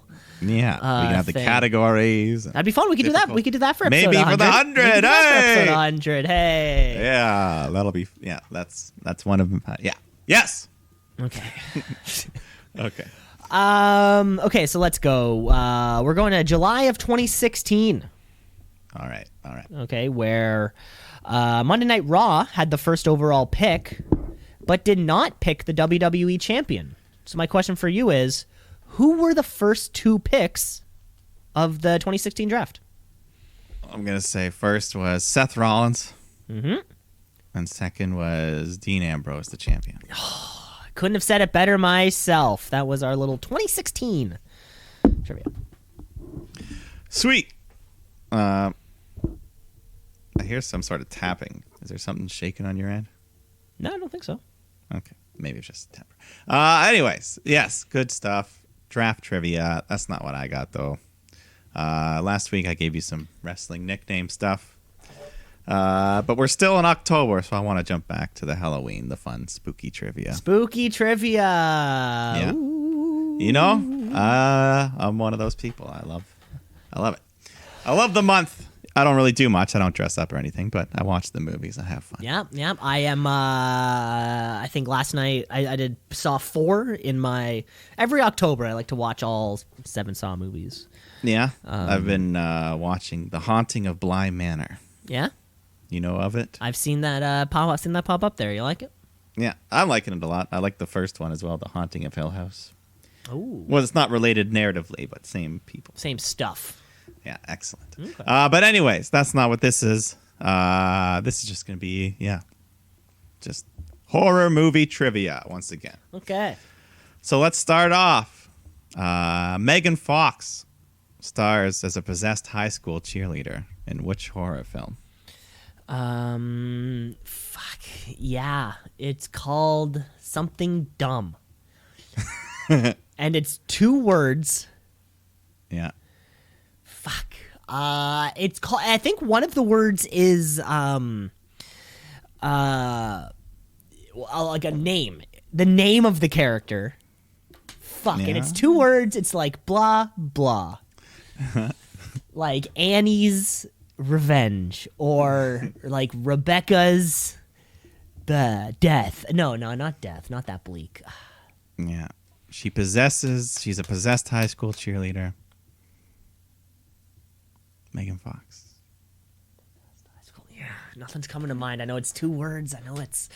I'm gonna say something like that. So its character's name is the first. So like Annie's, and then second word is. Yeah, revenge. I'm gonna say I know it's not it, but I know I'm on the fucking doorstep. Yeah. Yeah. What we were looking for is Jennifer's Body. Jennifer's Body. Oh, yeah. I wouldn't have gotten that in a million years. I knew it. But you recognize. I saw that at a movie theater in Newmarket, Ontario. Wow. I feel like that was like 2009. Yes. Yeah. So it sort of would have been in that victory lap year. Yeah. I can picture the poster where she's sitting on like a bench. Like with like high heels and like her legs crossed. I can picture I can see it. Yeah. No, I don't even know if I've seen the whole movie, but I just figured it was, something. Yeah, it's something. So we don't. All right. Mike, we're still talking trivia, of course, because drafts specifically back in 2011. Did you know it was only shakeups between 2011 and 2016? Yeah, because the brand wasn't even split, wasn't Not it? a single draft, only shakeups.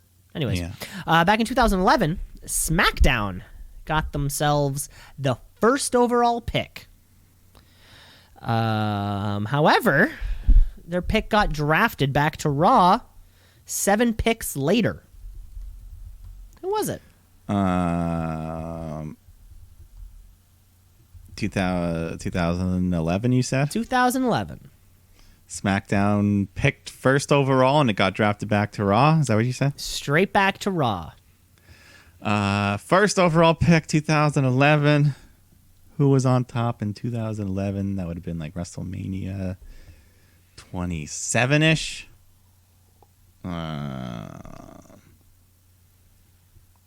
Guys like, Cena and Batista were still around.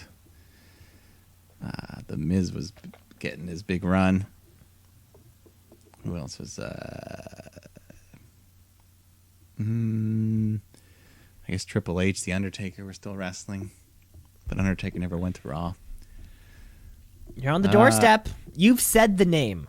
If that helps. In 2011, they got drafted first and then went to Raw after, you said.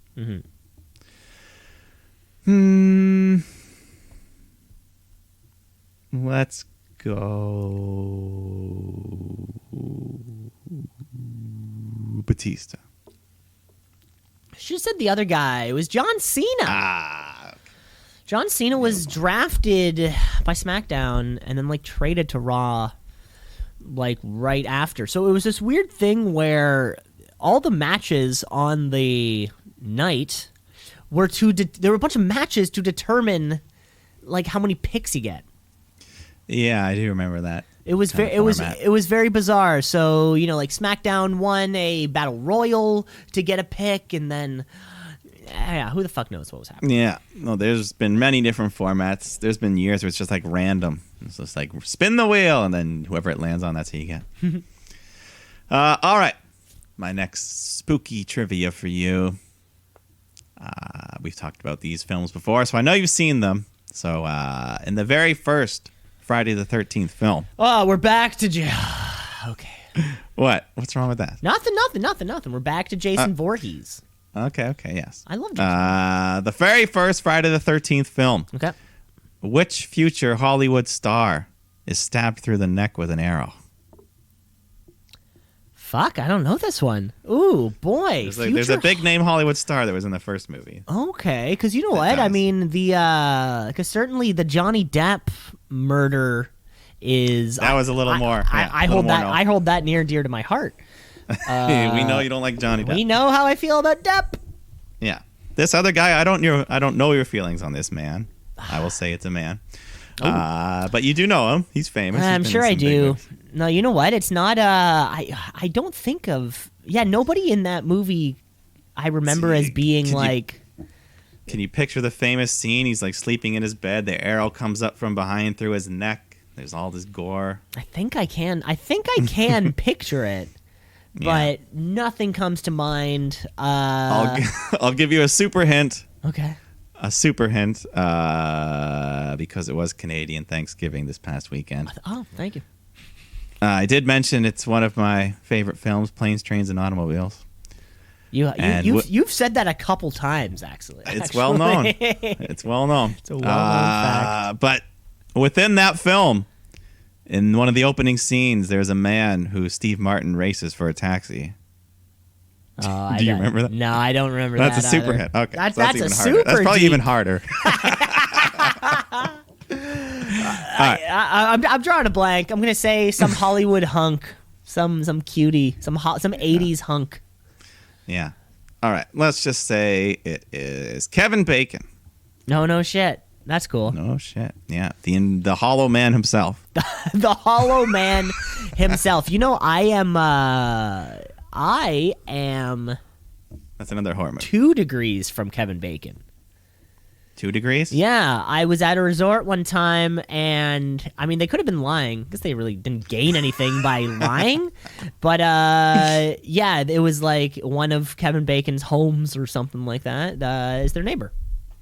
Oh, cool. So, I mean, if I just take them for true, which, like, I just will because I don't gain it. Yeah, nobody gains anything from this story, which would mean that, Mike, you are 3 degrees of separation from Kevin Bacon. All right. Sweet. I mean, that's pretty cool. Okay, Mike, we're still back on draft trivia. Ready for it? Yep. In 2010, only a year prior. So, you know, we were back on this yearly draft thing. SmackDown, once again, had themselves, or I guess for the first time, had themselves the first overall pick to select a female superstar. In 2010? In 2010. Okay. However, I'll give you a little hint. 10 years later, she would become the first female 24/7 champion. Okay, so it's one of those legends. First 24/7 female. I'm trying to think who was all around. It was like Tori Wilson, Stacy Keibler, Michelle McCool.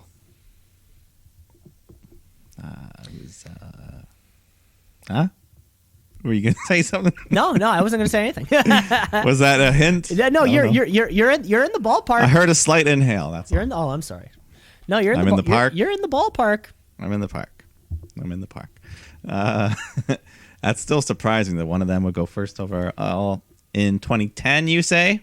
In 2010, I dare say. So I was, yeah. She's also a one-time Divas champion, if that helps. A one-time Divas champion. Only one so I'm time. gonna say.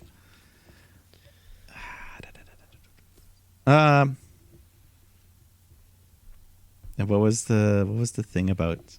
Oh yeah, she's 24/7 champion. 24/7 champion. It was that episode, the Raw reunion. Yeah, there was a bunch. There was a bunch of them. You're in the ballpark. I know you're there. So it might have been one of the names I already said. Let's go with. Let's try Tori Wilson. Tori Wilson. You should have said the other Tori Wilson. We're looking for Kelly Kelly. Kelly. Ah. Yes, the first overall pick in the 2010 draft. Of course, yeah, later on in that faithful day in Tampa, Florida, she would go on to win the 24/7 championship along with Drake Maverick twice, Alondra Blaze, $1 Million Man, Candice Michelle, Gerald Briscoe, Pat Patterson. Yeah, it's a wild thing. And that whole Maria Kanellis thing. Oh my god, I hate looking at this. Be talking to Wikipedia pages for belts. I hate looking at the 24/7 title. Yeah, yes. Well, Anyways. moving along here. Let's keep going. Yes. I will say I do favor a lot of older movies in these trivia, so. You do. Yeah, we're stuck in we're in a 90s classics. and over. But there's still time in October, so maybe there's a reason. Maybe the new stuff comes at the end, who knows? That's a good point. I know, yeah, we'll see. But in the meantime, let's go back to the classics. Nightmare on Elm Street. Mm-hmm. You love it. Johnny Depp dies. You can't not love that. But the man who kills him, Freddy Krueger, was played by the same person in all the original movies. Do you know that man? Yeah, that guy's name is Robert Englund or Englund. That is correct. I think it's England, but I don't know if I've ever heard it spoken. So, England. It's like England with a U. England with a U in there somewhere. Yeah, yes. I definitely know that. That guy's see, dude. you know that. Like, imagine holding on to a role, Yeah, that's money. Because there's been 8 different Jason actors, and Of course. even Tommy Jarvis switched faces 3 different movies in a row. Well, dude, so there is 7 Saw movies, okay? Yeah. And John Kramer died in the 3rd. And he's still popping up. Yeah, he's in 4, 5, 6 as flashbacks that he still has to film because they're not flashing back to scenes. Yeah, and a corpse.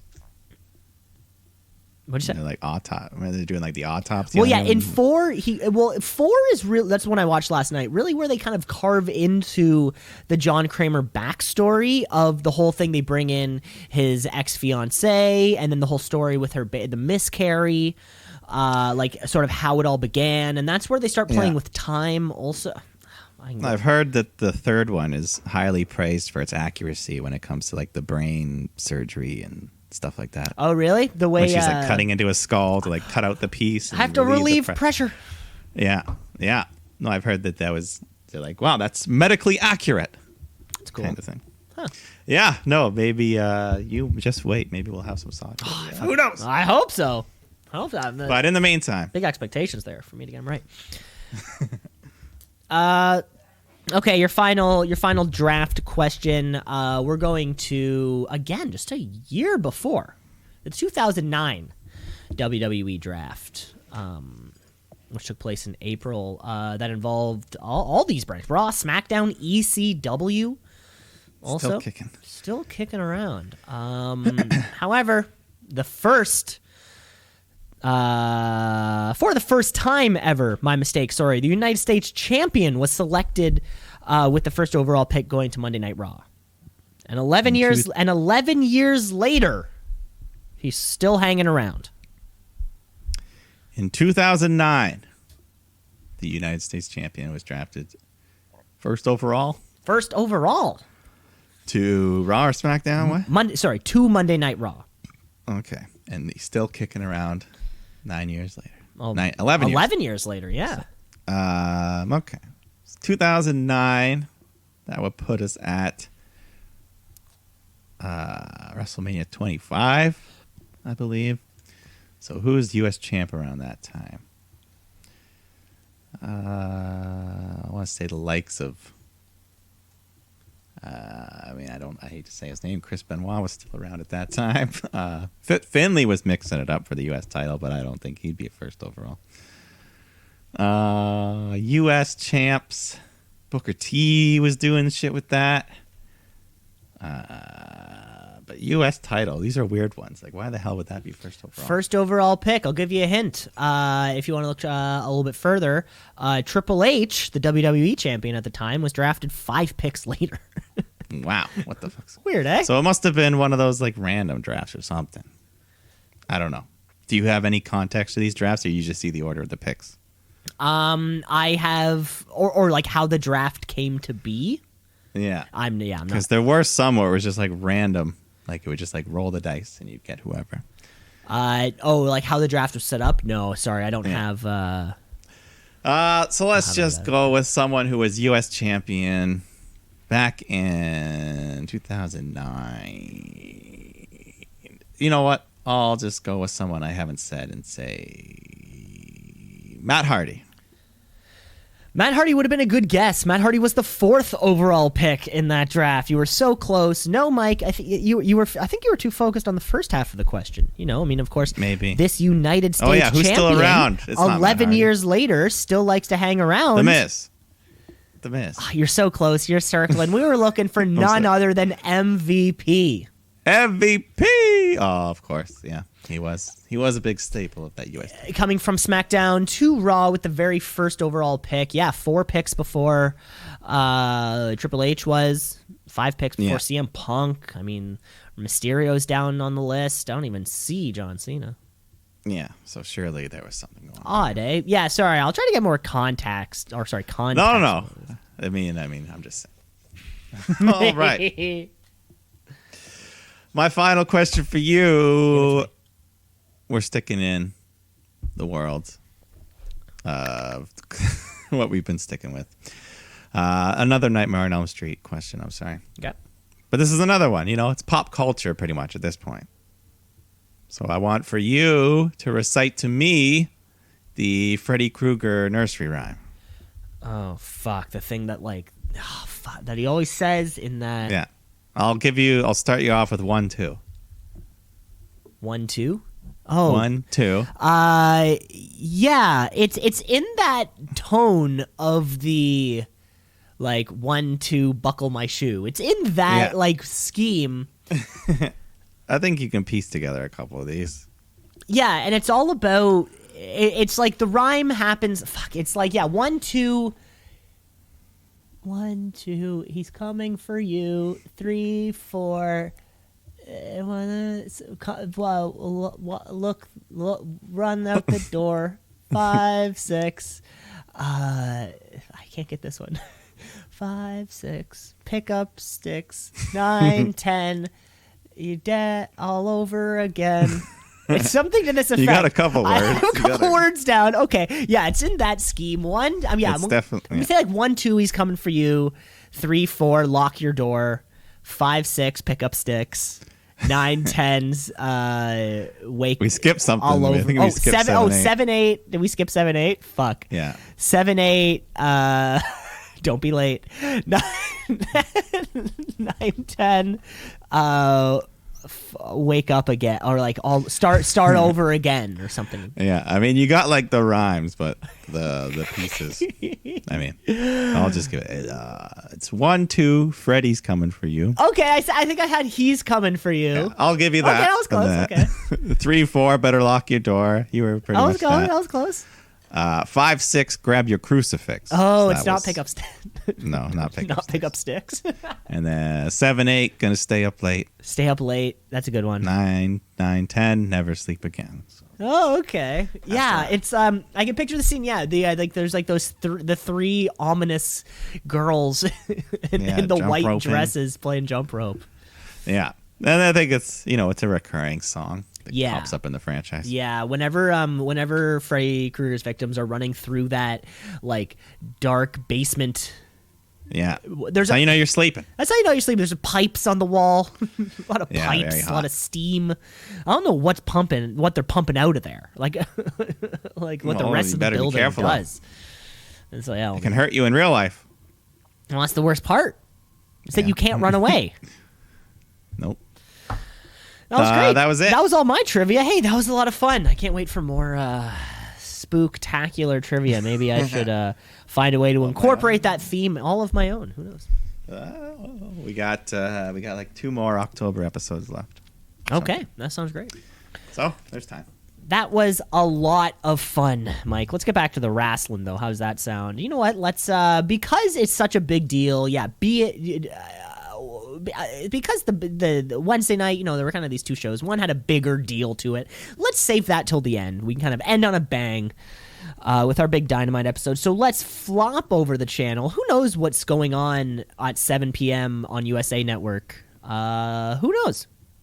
Who knows? It could be some pretty good television, but if you keep that on the same channel come 8 o'clock, you're going to see some pretty damn good wrestling. You're going to watch some NXT. NXT, what does it mean? I don't know, but it's some good wrestling. So NXT, watch and see. Got to tap out a count out of 1, 2, 3. So Where I think we just kind of, because of course we have this, Halloween Havoc is 2 weeks from now.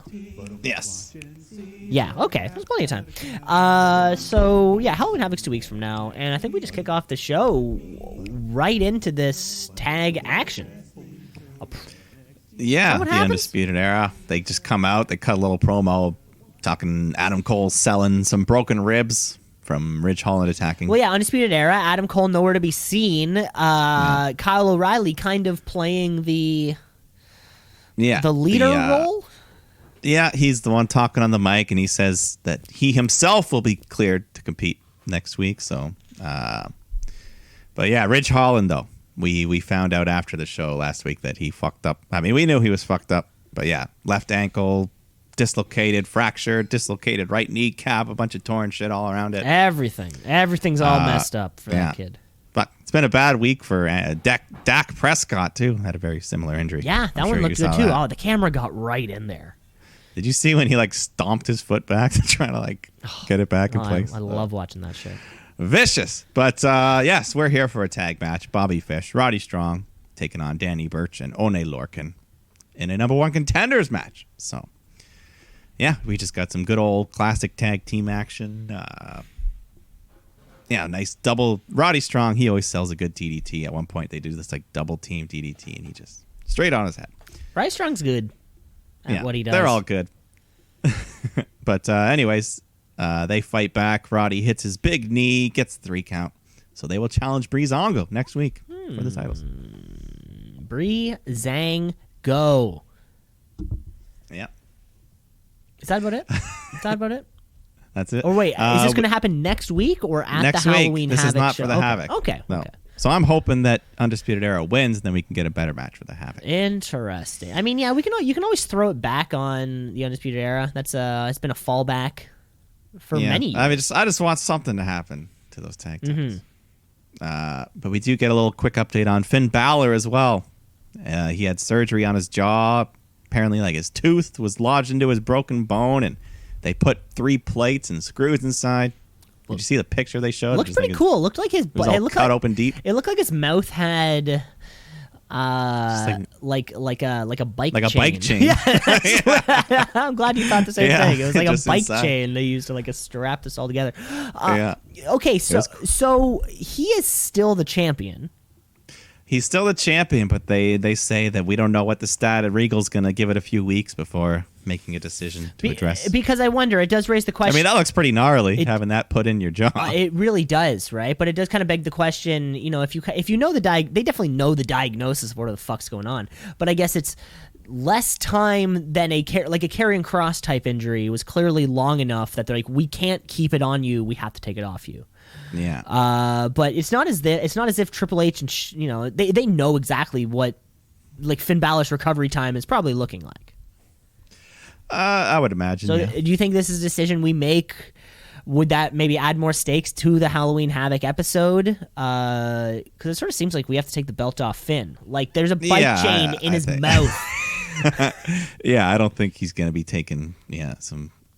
Yeah, so maybe that'll be the night they'll be like, all right, let's have a number 1 contenders or even a title match tonight. Even a title match tonight. And I think, Yeah, who, and then the who, well, and if that happens, we can talk about when it does, but fucking Ciampa's in there, Dexter Lumis is in there, Cameron Grimes, a ladder match of some, I don't know, we can suddenly make these stakes huge. Yeah, there's a lot, but maybe nobody wants to touch that belt right now. It sort of seems like it's cursed. Yeah. Well, no, I guess, our last two competitors go down. It's what they get for calling up Keith Lee and treating him so bad. It's like the payback. You deserve it. But we get some in-ring action. Ashanti the Adonis taking on Jake Atlas.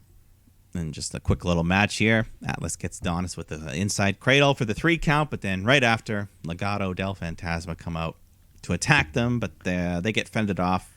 So Escobar comes out to help, but then Swerve Scott comes out to help the other guys, so they all leave. It's weird when these guys have matches together because I'm pretty sure these are all 205, like quote unquote 205 live people. Yeah. But I feel like they never mention it. They like never say they never even show like angles or videos from that show. So. And it almost makes it feel like the cruiserweights, these feuds just sort of are all cyclical. The way that they'll just sort of keep going around. Yeah. And we have no idea why. We're like, why is Ashanti? We barely even know this guy. Why is he teaming up? But no, because I mean, well, even guys earlier on in the show, we had Oni Lorcan and Oni Lorcan's a 205 live dude. Ah. I know that. Yeah, but he floats around. He's one of the best in the business. Don't get me wrong. He's great. Yeah, I think this belt should be on the line for the Havoc. Yeah, I mean, maybe a 3-way, a fatal 4-way, triple threat, a Halloween hexagon, which is they're in a hexagon or there's 6 of them. Just a 6. There's just six pack. No, that's called the 6-pack challenge. Well, yeah. That's something else in. That's something else entirely. But yeah, hopefully that can happen. Hopefully. We get a quick match. Austin Theory, Johnny Gargano. Theory puts up an okay fight, but Gargano hits one final beat, gets a win. Picking up steam. Yes. Austin Theory, who I'm still constantly surprised isn't British. I don't know. It's like every time he speaks, I think he should be British. Well, it's just like the Thatch man. Thatcher. You also think is British, but he's too gruff American. Yeah. I think we go backstage and Raquel Gonzalez is talking into the camera. She challenges Rhea Ripley for Halloween Havoc, but Rhea's in the background. She's like, "Hey, I accept it. Now what?" And they just go face to face, get pulled apart. So there you go. We got that match booked. We'll get it. But we got a match with more on the line right now. Shotzi Blackheart is taking on Candice LeRae. Winner gets a title shot against Io Shirai at Halloween Havoc. And yeah, this was just some great women's action here. Shotzi does her weekly bump on the side of the apron. Not as scary this time. It's just a face buster. But she does eat a big German suplex off the second rope as well. She's just such a tough girl. I love her. But Candice hits her big Cabrata moonsault, gets a 2 count. Shotzi fights back. She's hitting a bunch of cool moves. Her submissions, she just does the coolest submissions. But eventually, Candice is thrown out of the ring. She walks over to the barricade where Indy Hartwell appears and hands her a pair of brass knuckles. And Candice is able to clock Shotzi in the head with the knuckles behind the ref's back and pins her for the 3 count. So Candice gets a title shot at Halloween Havoc, you dirty cheater. But at least Shotzi still gets the host. So. Yeah, this was the whole night was just bang on so far. Yeah, it was good. I'm loving, Candice and Gargano, they're having a great thing going. Mm-hmm. And now bringing Indy Hartwell into the fold, it's good for her. She's barely, she can become someone now. Yeah, it's good for everybody. And yeah, it's not Shotzi Blackheart's time yet. Not yet. She'll be champion because one day, it's not her time. Because it's not her time to lose yet. Sure, she lost this number 1 contendership, but you don't want to just kind of go to a championship match and then lose it. Yeah, like Ruby. Yeah. Remember the Ruby Riott Ronda Rousey? That's a lot of R's. You pop off and you win a number 1 contender match, but then you just fucking lose and loot. Nah, no fun there. And she did just fight Io a few weeks ago, anyways. I think. Just had that, yeah. One, or maybe it was like the Super Tuesday or something like that. Oh yeah, part 1. But then we go backstage. Drake Maverick. He's just pitching all these tag team branding ideas to Killian Dane. The Fury and the Furry. I don't know. What I don't understand about his body hair is that God. It's so patchy. Yeah. And It's like, I just pray that doesn't happen to me. You know? You know what I'm saying? Like, that's half of my concern. It's like, oh my God. Like alopecia of the chest. Like, if that happened to me, what would I do? What would I do if my hair grew in these, like, clumps that just kind of dread slightly? It's like and I have a fair amount of body hair. Yeah. To kind of It's like the field at Tropicana Field, the Tampa Bay Devil Rays with their shitty turf. It's not real grass. You know, the real grass is all even. Yes. Oh, I see. This is like a bunch of patches just put down. I see what you're saying. I see what you're saying. But anyways, Robert Stone comes out with Aaliyah. I think his only client he's got left. Who knows? Who knows how the RSB? He's an up and down. What is it? The RSB? How's the RSB? The RSB. doing? Yeah. He's here to cut a promo about that. But unfortunately, Aaliyah, his client, is taking on Tony Storm. So it's Tony. Great to have her back on the brand. Only 24. Well, she's younger on than the I brand thought. for the first time. Yeah, I mean she's a UK girl, but she's here permanently, I hope. So Tony Storm, Aaliyah, 24 years old. She's got a long career ahead of her. But this match was just a nice little quick showcase. She gets the quick win, hits the Storm 0. Looking good. Good to have her here. I guess they kept putting. Who does commentary now? Tom Phillips. Tom, Wade Barrett. No, is it Vic Joseph? It might Wade Barrett? one of them. I don't know. It's been a bit of a rotating pool. They're trying to sell us on this whole thing. They kept saying she's been out of competition for 8 months. She has ring rust. I'm not sure if that's the story they were trying to tell us. I don't know. It was kind of this vibe I kept getting because it wasn't really like a squash. She didn't really get much offense in there. Yeah, it wasn't a squash, but it was quick. But it was quick. Yeah, it was kind of like this weird thing between the two. I just noticed this week also. I don't think we've talked about this on the podcast before. Especially after we had Tony Khan on camera kind of a couple weeks ago. Maybe it was like 2 weeks in a row or something. Does Robert Stone look like Tony Khan? Yeah, does it look like very much so? And now and then I kind of went back and I was just picturing the way that he was getting run over by Shotzi's little mini tank and things like that, and like the imagery of him like pleading for mercy, being stuck under a little fucking RC car. I think Robert Stone is supposed to look like Tony Khan or be a Tony Khan. I don't know if he's supposed to look like him. I think he just happens to look like him. I don't know. I think this. I'm just saying. I think they just have a similar face. You think they just happen to look similar? You don't think that this is a conscious? Like Robert Stone was a person before he came to NXT. He was still Robert Stone. That's a good point. Yeah. Okay. I don't know. But they do look oddly. I do think they look very much the same, but I don't think it's intentional. Or it's like whoever, like the Robert Stone guy in kayfabe, looks like Tony Khan normal. Like that's what it is. I bet like the guy, he would take off he probably doesn't wear glasses or something. Maybe wears his hair different. But it's like the Robert Stone character looks like just what Tony Khan looks like walking around. I don't know. Yeah. I can agree with that. Whether it's intentional or not, we don't know. We don't know. We don't know for sure. Hopefully we'll find out. I'm shooting on that one too. I'm shooting on that one. That's a whole other shoot meter. That's a shoot meter. Oh yeah, we haven't brought out the shoot meter in a long time. I'm hot on that one. I'm hot on that. Well, things. All right. I forgot about the shoot meter. Well, things haven't been as crazy. They really haven't. I mean, they've been just consistently okay. Yeah, they're good. Consistent. WWE consistently okay. But let's go tag team. Imperium taking on Drake Maverick and Killian Dane. And Dane's just he's still just being the party pooper. He doesn't want to listen to the music. Drake's running around doing all the work when Dane gets taken out, thrown into the steps. So Drake's left on his own, and Imperium hit the Imperial Implosion and get the win. So and then after the match, Everrise comes out, getting Drake's face and beat him up, but Killian Dane knocks them both down, tells Drake, nobody hits you but me, so come on. And then Drake's all pumped and he goes with his buddy. So he's coming around. Dane's coming around. How can NXT so easily create an interesting tag team. Yeah, Where the and main then just make rosters it likable in like a week. it's like been a week and they lost both times. And we somehow like these guys, which is great. I mean, you can have, opposites come together, overcome some adversity, and then in the end realize they should be together for it. I don't know.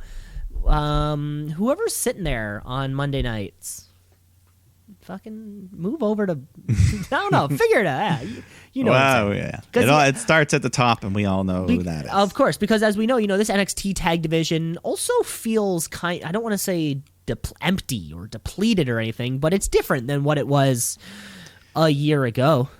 Yeah, there was an era where the NXT tag titles were like the hottest title on the brand. The most prestigious thing you could have won, right? But now, of course, with guys like Everrise, we have Imperium now here, Undisputed Era, half of Imperium, Killian Dane, and this kind of Drake team. We'll still need another team or two. Yeah, we got Legado, Del Fantasma, they can do their shit. We can rebuild this division. God damn it, let's rebuild this division. Yeah, so hopefully. But main event time, we got Damian Priest defending. That's not his name. The Archer? No, we went over this. Mike, remember? The 38-year-old? It's 38-year-old Damian Priest. We need to get a birthday check, too. Who knows if he could be almost 39. What do we have right here? No, we actually missed it. September is his birthday. So fresh, young 38. A new 38 in 2 months and one month. So he's here to defend his North American title against Dexter Lumis, who, he was supposed to be in that ladder match, so he deserves a little shot. Yeah.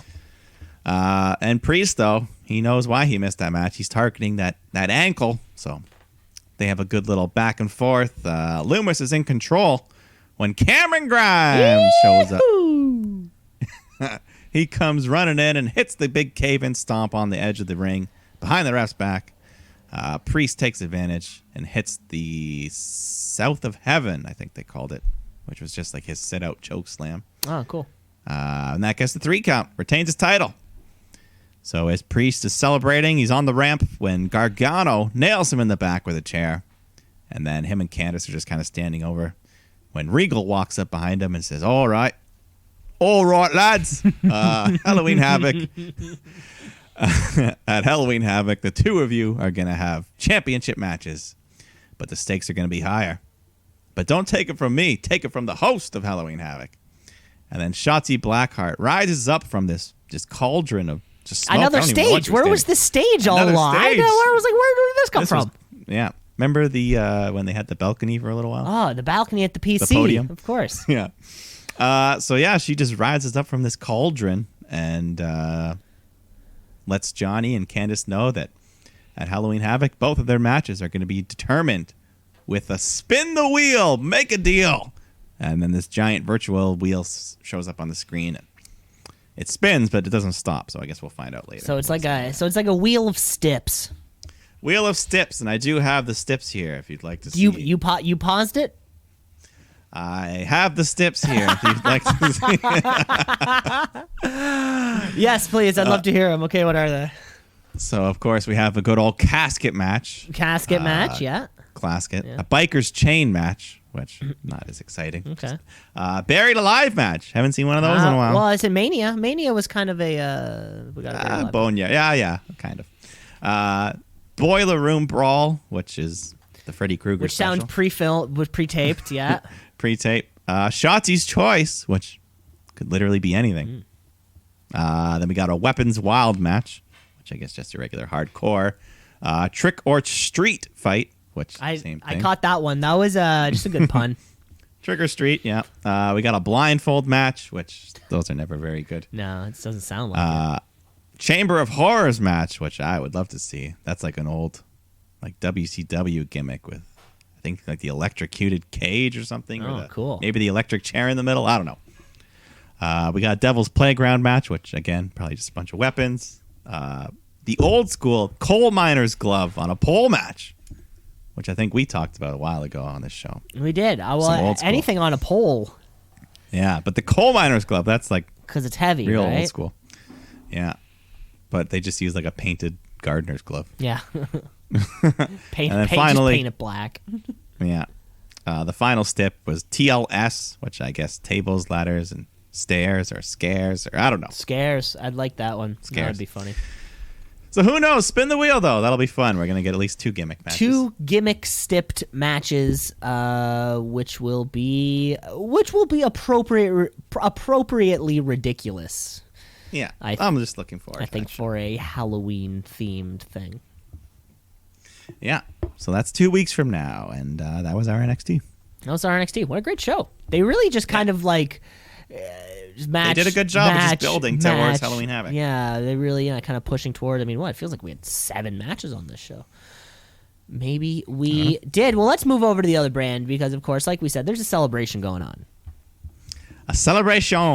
Another one. We had one last We're week. just celebrating everything on AEW. Isn't that great? We're just so We're just enjoying life. just- We're having wrestling. Yeah, I love that we're just acknowledging all the things that we've achieved and just patting ourselves on the back like we do here on the podcast. But let's move on because, yeah, we are talking about this 1 year anniversary show. We are talking about All Elite Wrestling.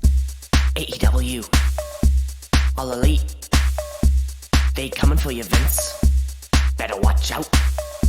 It's too sweet. Where every title is going to be on the line. That's right. Dynamite. We just kick right off with the AEW World Tag Titles. FTR defending against the Best Friends. 2 of the top teams going right now. And, I think this match just gave what we expected. Just some good old tag stuff. Just, start a little slow, build up as we're going on with the near falls. All these double team maneuvers.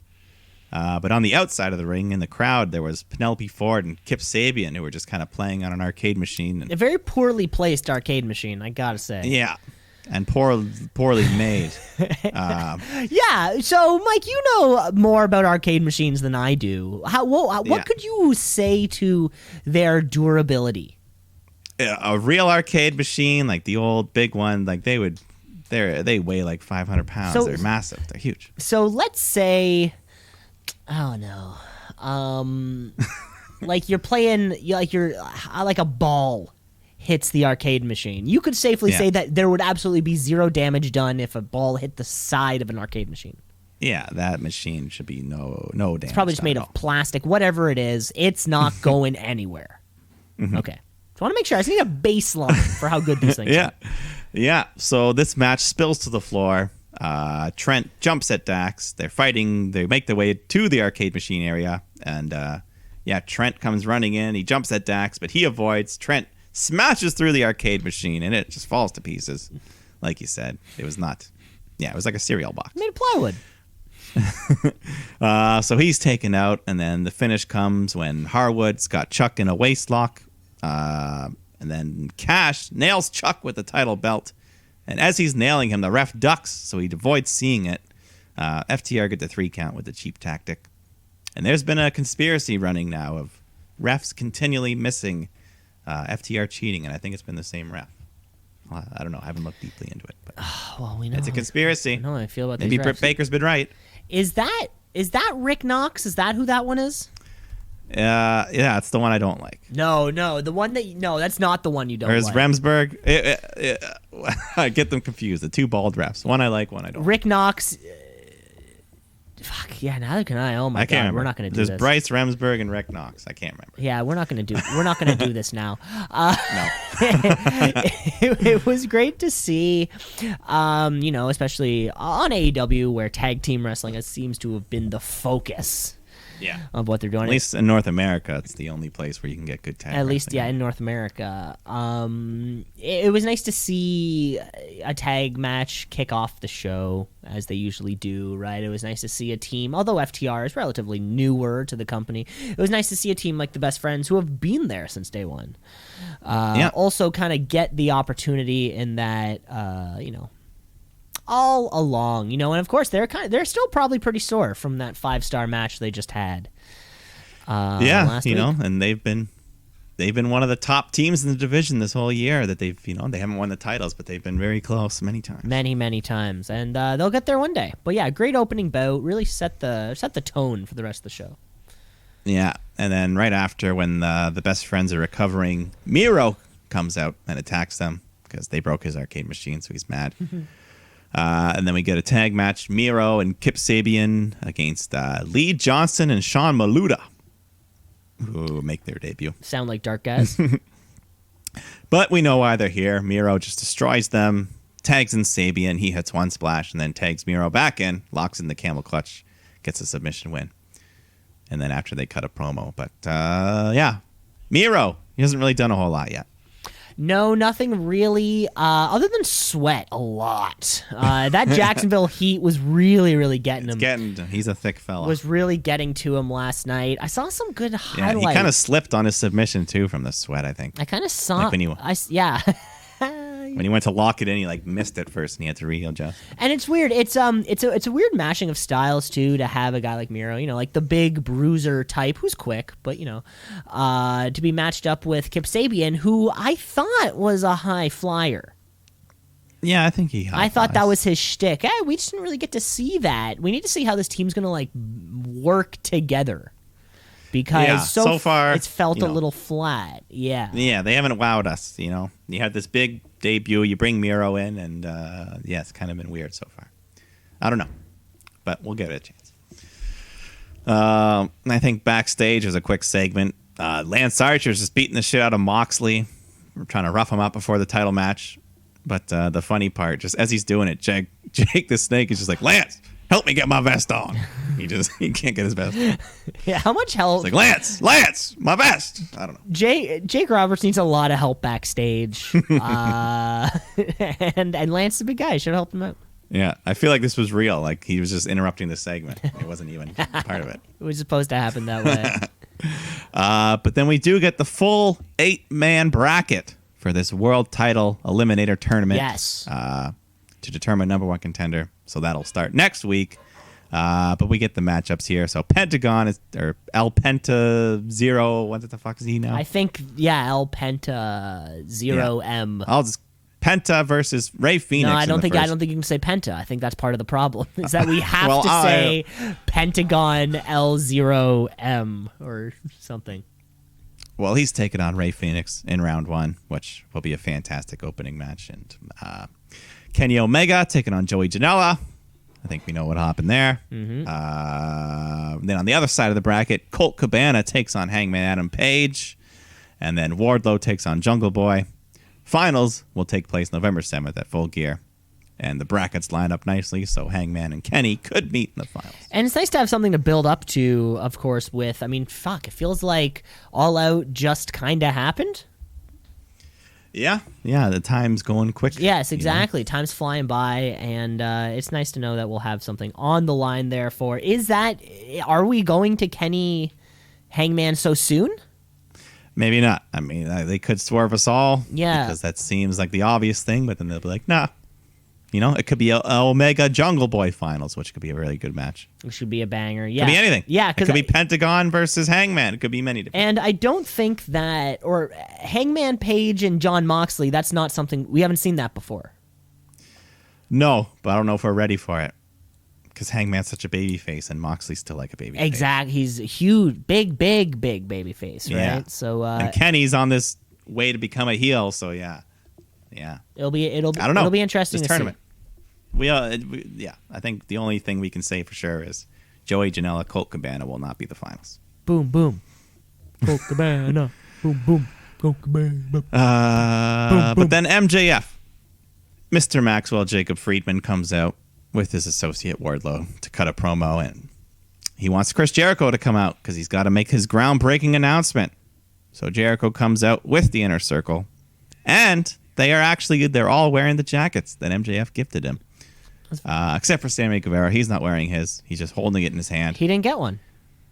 No, this week he did. Though. Of course, that's why he comes. Oh, yeah, he comes out. He was holding it in his hand, though. He wasn't wearing it. Yeah. He was being salty.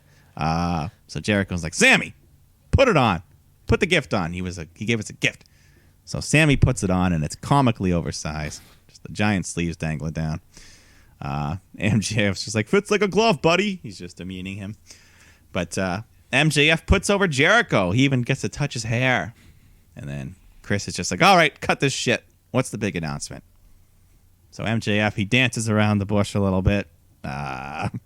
Says, he's like, asking. And then he finally just spits it out about maybe wanting to join the Inner Circle.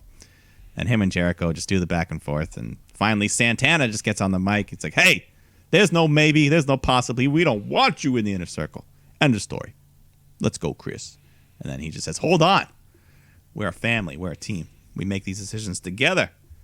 But we need a little bit of time. So how about next week, you and I meet up one-on-one for a steak dinner. And MJF accepts.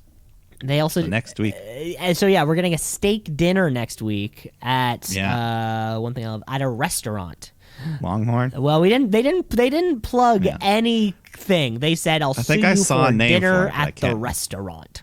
Yeah, I think I saw. You know how Jericho loves to like the mimosa. I thought I saw something. Oh yeah, like a bovine battle. I don't know. Oh, that sounds fun. I thought but yeah. We get Tony Schiavone interviewing Britt Baker at a spa. This was great. Right. I loved this whole segment. Yeah, so as they're kind of getting worked on, Baker's doing her roles of a role model. The big notepad, role number 5 is be the baddest bitch on the block. And then she sits up and she freaks out because she realizes Tony's naked beside her. And then they all have some fun. They wax his chest. That was pretty fun. Yeah. They go for they were just petties and manis, of course. Yeah. Britt Baker the whole time just boasting that she, knee surgery, face surgery. She's coming back, motherfuckers. Yeah, it was great. And Reba was there. It was funny. I just love when she saw Tony and her and Reba were screaming like a bat flew in the house. Yeah, freaking out. But let's go. We got another title match here. The TNT Championship on the line. Cody defending against Orange Cassidy. And the blonde hair's back on Cody. Glad he realized. Yeah, like immediately too. I was kind of like, hey, why you should have waited it out. I mean, yeah, because he's been acting like a dick anyway, so he might as well look like. I mean, I don't know. Because it makes me wonder, what was the point? I think he really just thought, hey, I'll look good, and then he really, maybe he's like, didn't work. You could be right. You could be right. But yes, here we go. Orange Cassidy starts off doing his whole shenanigans, which just pisses Cody off. But eventually, he does lock up with Cody. His first lockup in AEW, they say. Orange Cassidy. Oh, really? That's what they said. And then they do some nice little chain wrestling sequence. They fight outside the ring. And then the Dark Order appear in the crowd. They distract the ref. John Silver runs up. He grabs the TNT title. He's looking to nail Cody with it. But Orange Cassidy stops him, and the ref catches everyone, and just a couple other refs come out to help. They just eject the whole Dark Order out of there. So the match continues. Cody's doing his heel tactics. He does like push-ups while Cassidy's down, which gets some boos from the crowd. So he's being a little dick. He's being a dick. He's being a little. And Darby Allin was just hanging out in the crowd, just watching the whole time because he's going to face the TNT champ at Full Gear. Right. Yeah. When did we find out about that? There was no like contender or anything. I don't know how it came to be. Yeah, I just sort of did. He's good. Okay. So anyways, there, a couple big near falls. Orange Cassidy hits some big moves. Cody's working over his leg, doing the figure 4. They fight outside to the edge of the apron, and Orange Cassidy hits the beach break on the side of the ring. But he's so hurt that he can't capitalize quickly enough. So once he gets him in the ring, Cody kicks out. But this is a 20-minute time limit match. So we're getting down to the final minute. Cody goes for the crossroads, but Orange Cassidy reverses it, hits a beach break in the middle of the ring, goes for the cover, but Cody kicks out at 2. So damn close. So we get to the final 10 seconds now. He goes for an orange punch, but his injured leg gives out. Cody goes for the crossroads. Orange Cassidy reverses it into the mouse trap. He's got Cody pinned, but time expires just before the referee's hand hits the mat for the 3. So Orange Cassidy had him beat, but the clock beat Orange Cassidy. Oh my God. Fucking twice now. Cody has been saved by the bell, as it were. Saved by the bell, yeah. We have a draw. But, still a fun match. Good stuff. I thought Orange Cassidy could have had him. And I think this felt like Orange Cassidy's best job or best showing yet in AEW. We've had some heavy matches. He had the heavy match with Brody Lee. There was a match against Neville that really put him on the map. Everything with Jericho, Yeah, but this was Jericho. 20 straight minutes of pretty fucking good quality wrestling. Cody, Yeah. although dyeing his hair back to his blonde locks, showed he wasn't like employing the illegal tactics, as it were, as most heels do, but he showed his anger.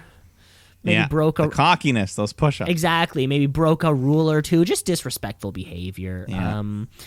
No blood, though, surprisingly. Cody didn't Oh, my bleed. God. Well, Every title match, I thought he'd bleed. I thought that was the rule.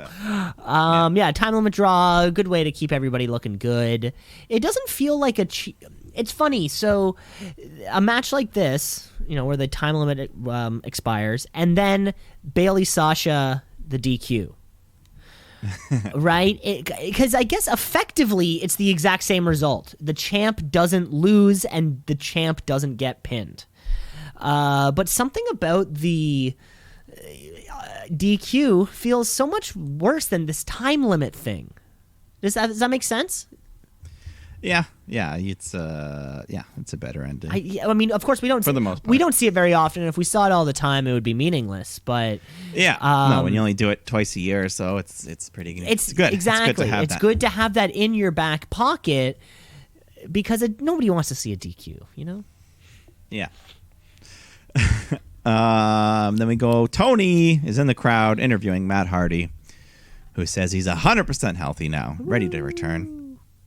He's back. He's alive. But then up on the video screen behind him, we see a little hooded figure who lights a bunch of pictures of Matt on fire.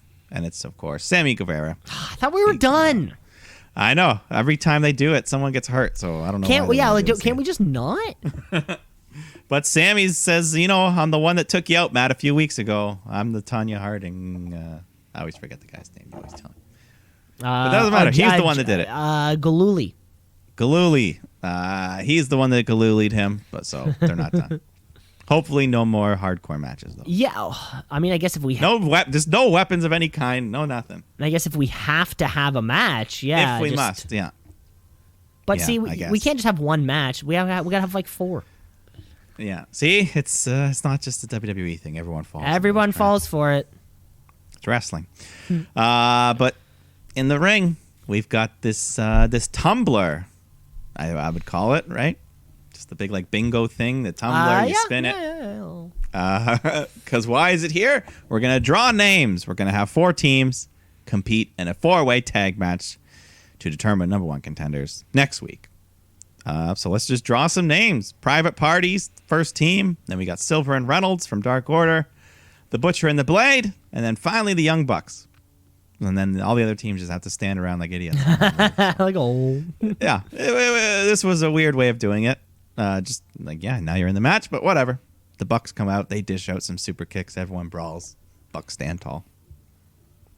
Not bad. I mean, I guess we're getting a number contender now means that the match itself will probably happen at Full Gear? Full Gear, right? Which is in Yeah. 3 weeks, and I think as it ends, FTR doesn't get super kicked, but they're going to get fucking super kicked if the Young Bucks win this thing. And the Young Bucks and FTR, this has been years in the making, even back when they were known as the Revival. Yeah. This has been Fuck the Revival. this has been an ongoing joke for years, and being the elite thing. So hopefully, I want to see the match just because I know it'll be a barn burner. Yeah, well, first they have to get through that fatal 4-way next week. Well, they could. They probably will. They will implore the greasy tactics. Yeah, they've been showing that edginess recently. Yeah. So, but we've got more title matches here. The AEW Women's title on the line. Hikaru Shida defending against Big Swole. Yeah, it was just okay. I'm happy. I'm always happy to see the woman on AEW, but yeah, it was nothing. Yeah, there were a few here. mistakes that kind of happened. Yeah, a little, Swole. She's hit and miss, but yeah. And so this was the first time watching this women's division where it was sort of, we say this all the time. The quality of the AEW's women's division, or if you could swap if you could take like half of the AEW tag division and give them to NXT for half of their women's division and bring them over, how like that would be the perfect fucking company. AEW they don't have them. They just don't have them, I don't think. I think WWE has all of the best female performers in the world. Yeah, no, I mean, I definitely agree on that. Britt Baker can make her point as terms of like as a character goes and how somebody who can compose themselves. But shit, that match with Thunder Rosa was the best AEW women's match we've ever seen, and she's not even in she's not even in the AEW women's division. It's sort of like I feel like now it's a problem without a fucking solution, just because it's like the fact of the matter is they're not good enough wrestlers. Yeah. They just have to work. You just got to work. You practice. You become better. Not to say that any of these performers can't be a star one day. Yeah, I miss Chris Statlander. I mean, what happened to Chris Statlander? She's been hurt. Oh fuck. No, even Penelope. They don't let Penelope. They don't let Penelope go. Anna Jay. We don't even know if she can fucking wrestle. That's what it seems like. A lot of the women in this division. And again, I don't watch. We don't watch Dark here on this show. Watch Dark. So maybe this shit's happening, but yeah, it's almost like a problem without a solution, right? It's like, or the only solution is to get better. Yeah. So we'll I mean, there was one or two fun little spots where Swole hit like a little cutter on the ramp, but Shida gets the win with her Tamahashi knee strikes, retains her title, but. Yeah. So all we can do is just fucking fingers crossed that this women's division by this time next year. Yeah, they're aware of it. There's been people in AEW commenting like, we know we love women's wrestling. We want it to be great. But then it's like shit, man. We just got to teach you all, and I don't know if that's probably a byproduct of WWE getting all of the good female talent. Because they've been doing so for years. So sort of like I bet the pot of performers available to AEW was already kind of like reduced because WWE took them all. Somewhat. Yeah. But short of like a Tessa Blanchard type who no one really wants anyways because apparently she's just really rude. It's sort of like literally everyone else works for WWE. Yeah, we'll see. We'll see. Hopefully. But let's go to the main event of the evening. Jon Moxley defending his AEW World title against Lance Archer in a no DQ match. So anything can happen. I think it became no DQ after they were beating the shit out of each other earlier on, backstage throughout the show. So, which is always going to be better. Means we get a little more violence. Yeah. So, and during his entrance, Archer throws this production crew member through a plate glass window. Yeah. I don't know where this thing came from. I didn't know where the glass was. Yeah, I was like, who put the glass there? That seems like a terrible place to put glass. So they start off the match, and Moxley just hits a paradigm shift right off the bat, but only gets a 2 count. Oh, my God. We're good. Yeah. They fight outside the ring. They're throwing each other into barricades. We get some tables set up. Chairs brought in the ring. Then they do their own little seated chair spot where Archer just chokeslams Moxley onto the 2 chairs. The classic table chair. We get trash cans. We get eventually they fight outside the ropes onto the edge of the apron where those 2 tables are set up. Archer looks to steal the paradigm shift from Moxley, but Moxley low blows him, then shows Archer how it's done. He hits the paradigm shift. Both men crash through the tables onto the floor. And then back in the ring, Moxley hits another paradigm shift, but Archer kicks out, so he transitions right into the Bulldog choke. But then Archer gets out of that, so Archer hits the blackout. Could he win the title? He covers Moxley, but at the 2 count, Moxley reverses it into a little crucifix pin, holds Archer down for 3. So Moxley retains.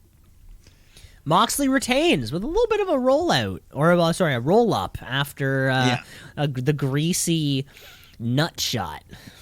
Yeah, I mean Archer was slipping out of his biggest moves, so it took a nut shot and a roll up. But afterwards, Archer's sore loser. He's beating Moxley down.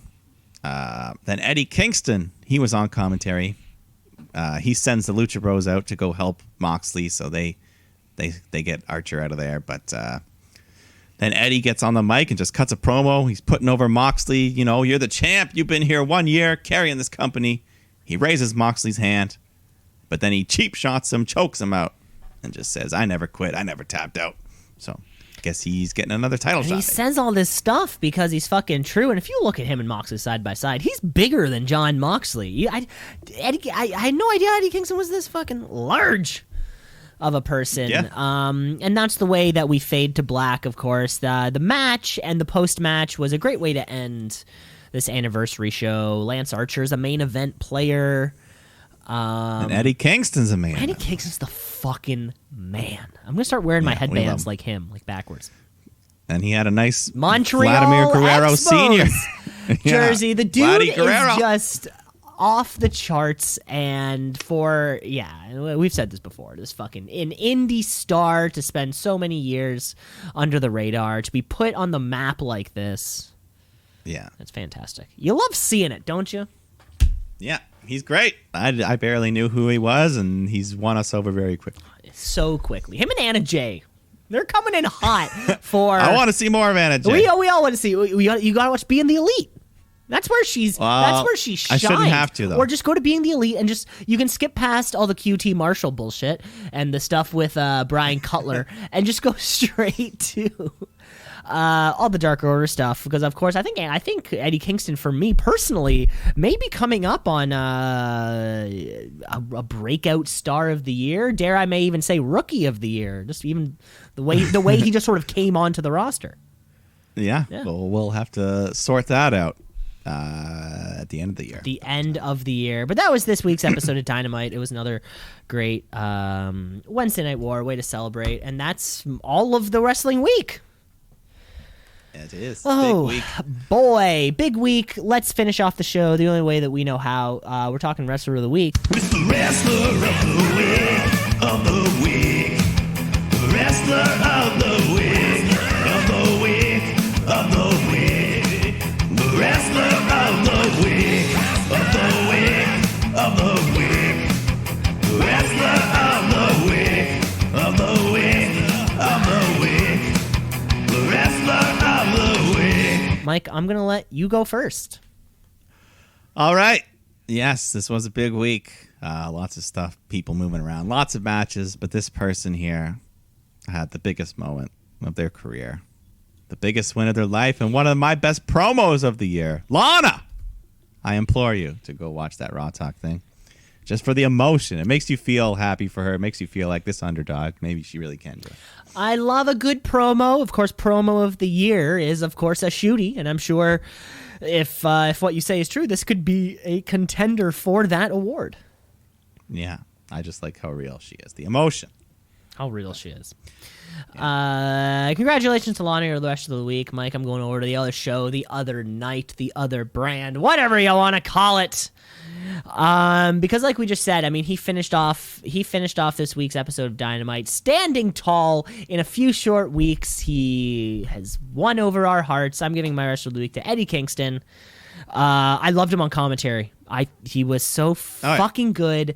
The way he says like JR when and he wasn't even like playing a role like heel or face, cheering for one guy over the other. He was just enjoying the match. He really wasn't. He was enjoying the match, being this Eddie Kingston guy, talking about how long he's known Moxley. They may have had some kind of career. I think Eddie Kingston's in his late 30s. He's almost 38-year-old Damon Priest's age. How old do we think Eddie Kingston is?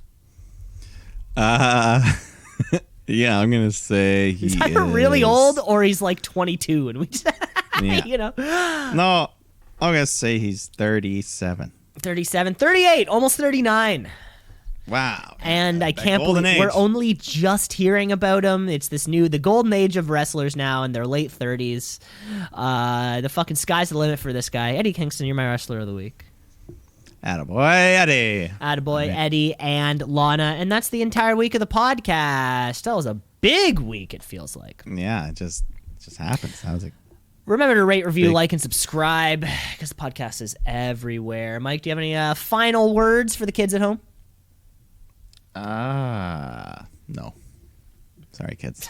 You're going to have to come back next week when Mike will have some final words for the kids at home. That's all the time that we have this week. Thanks for listening, folks. Okay, bye. Bye.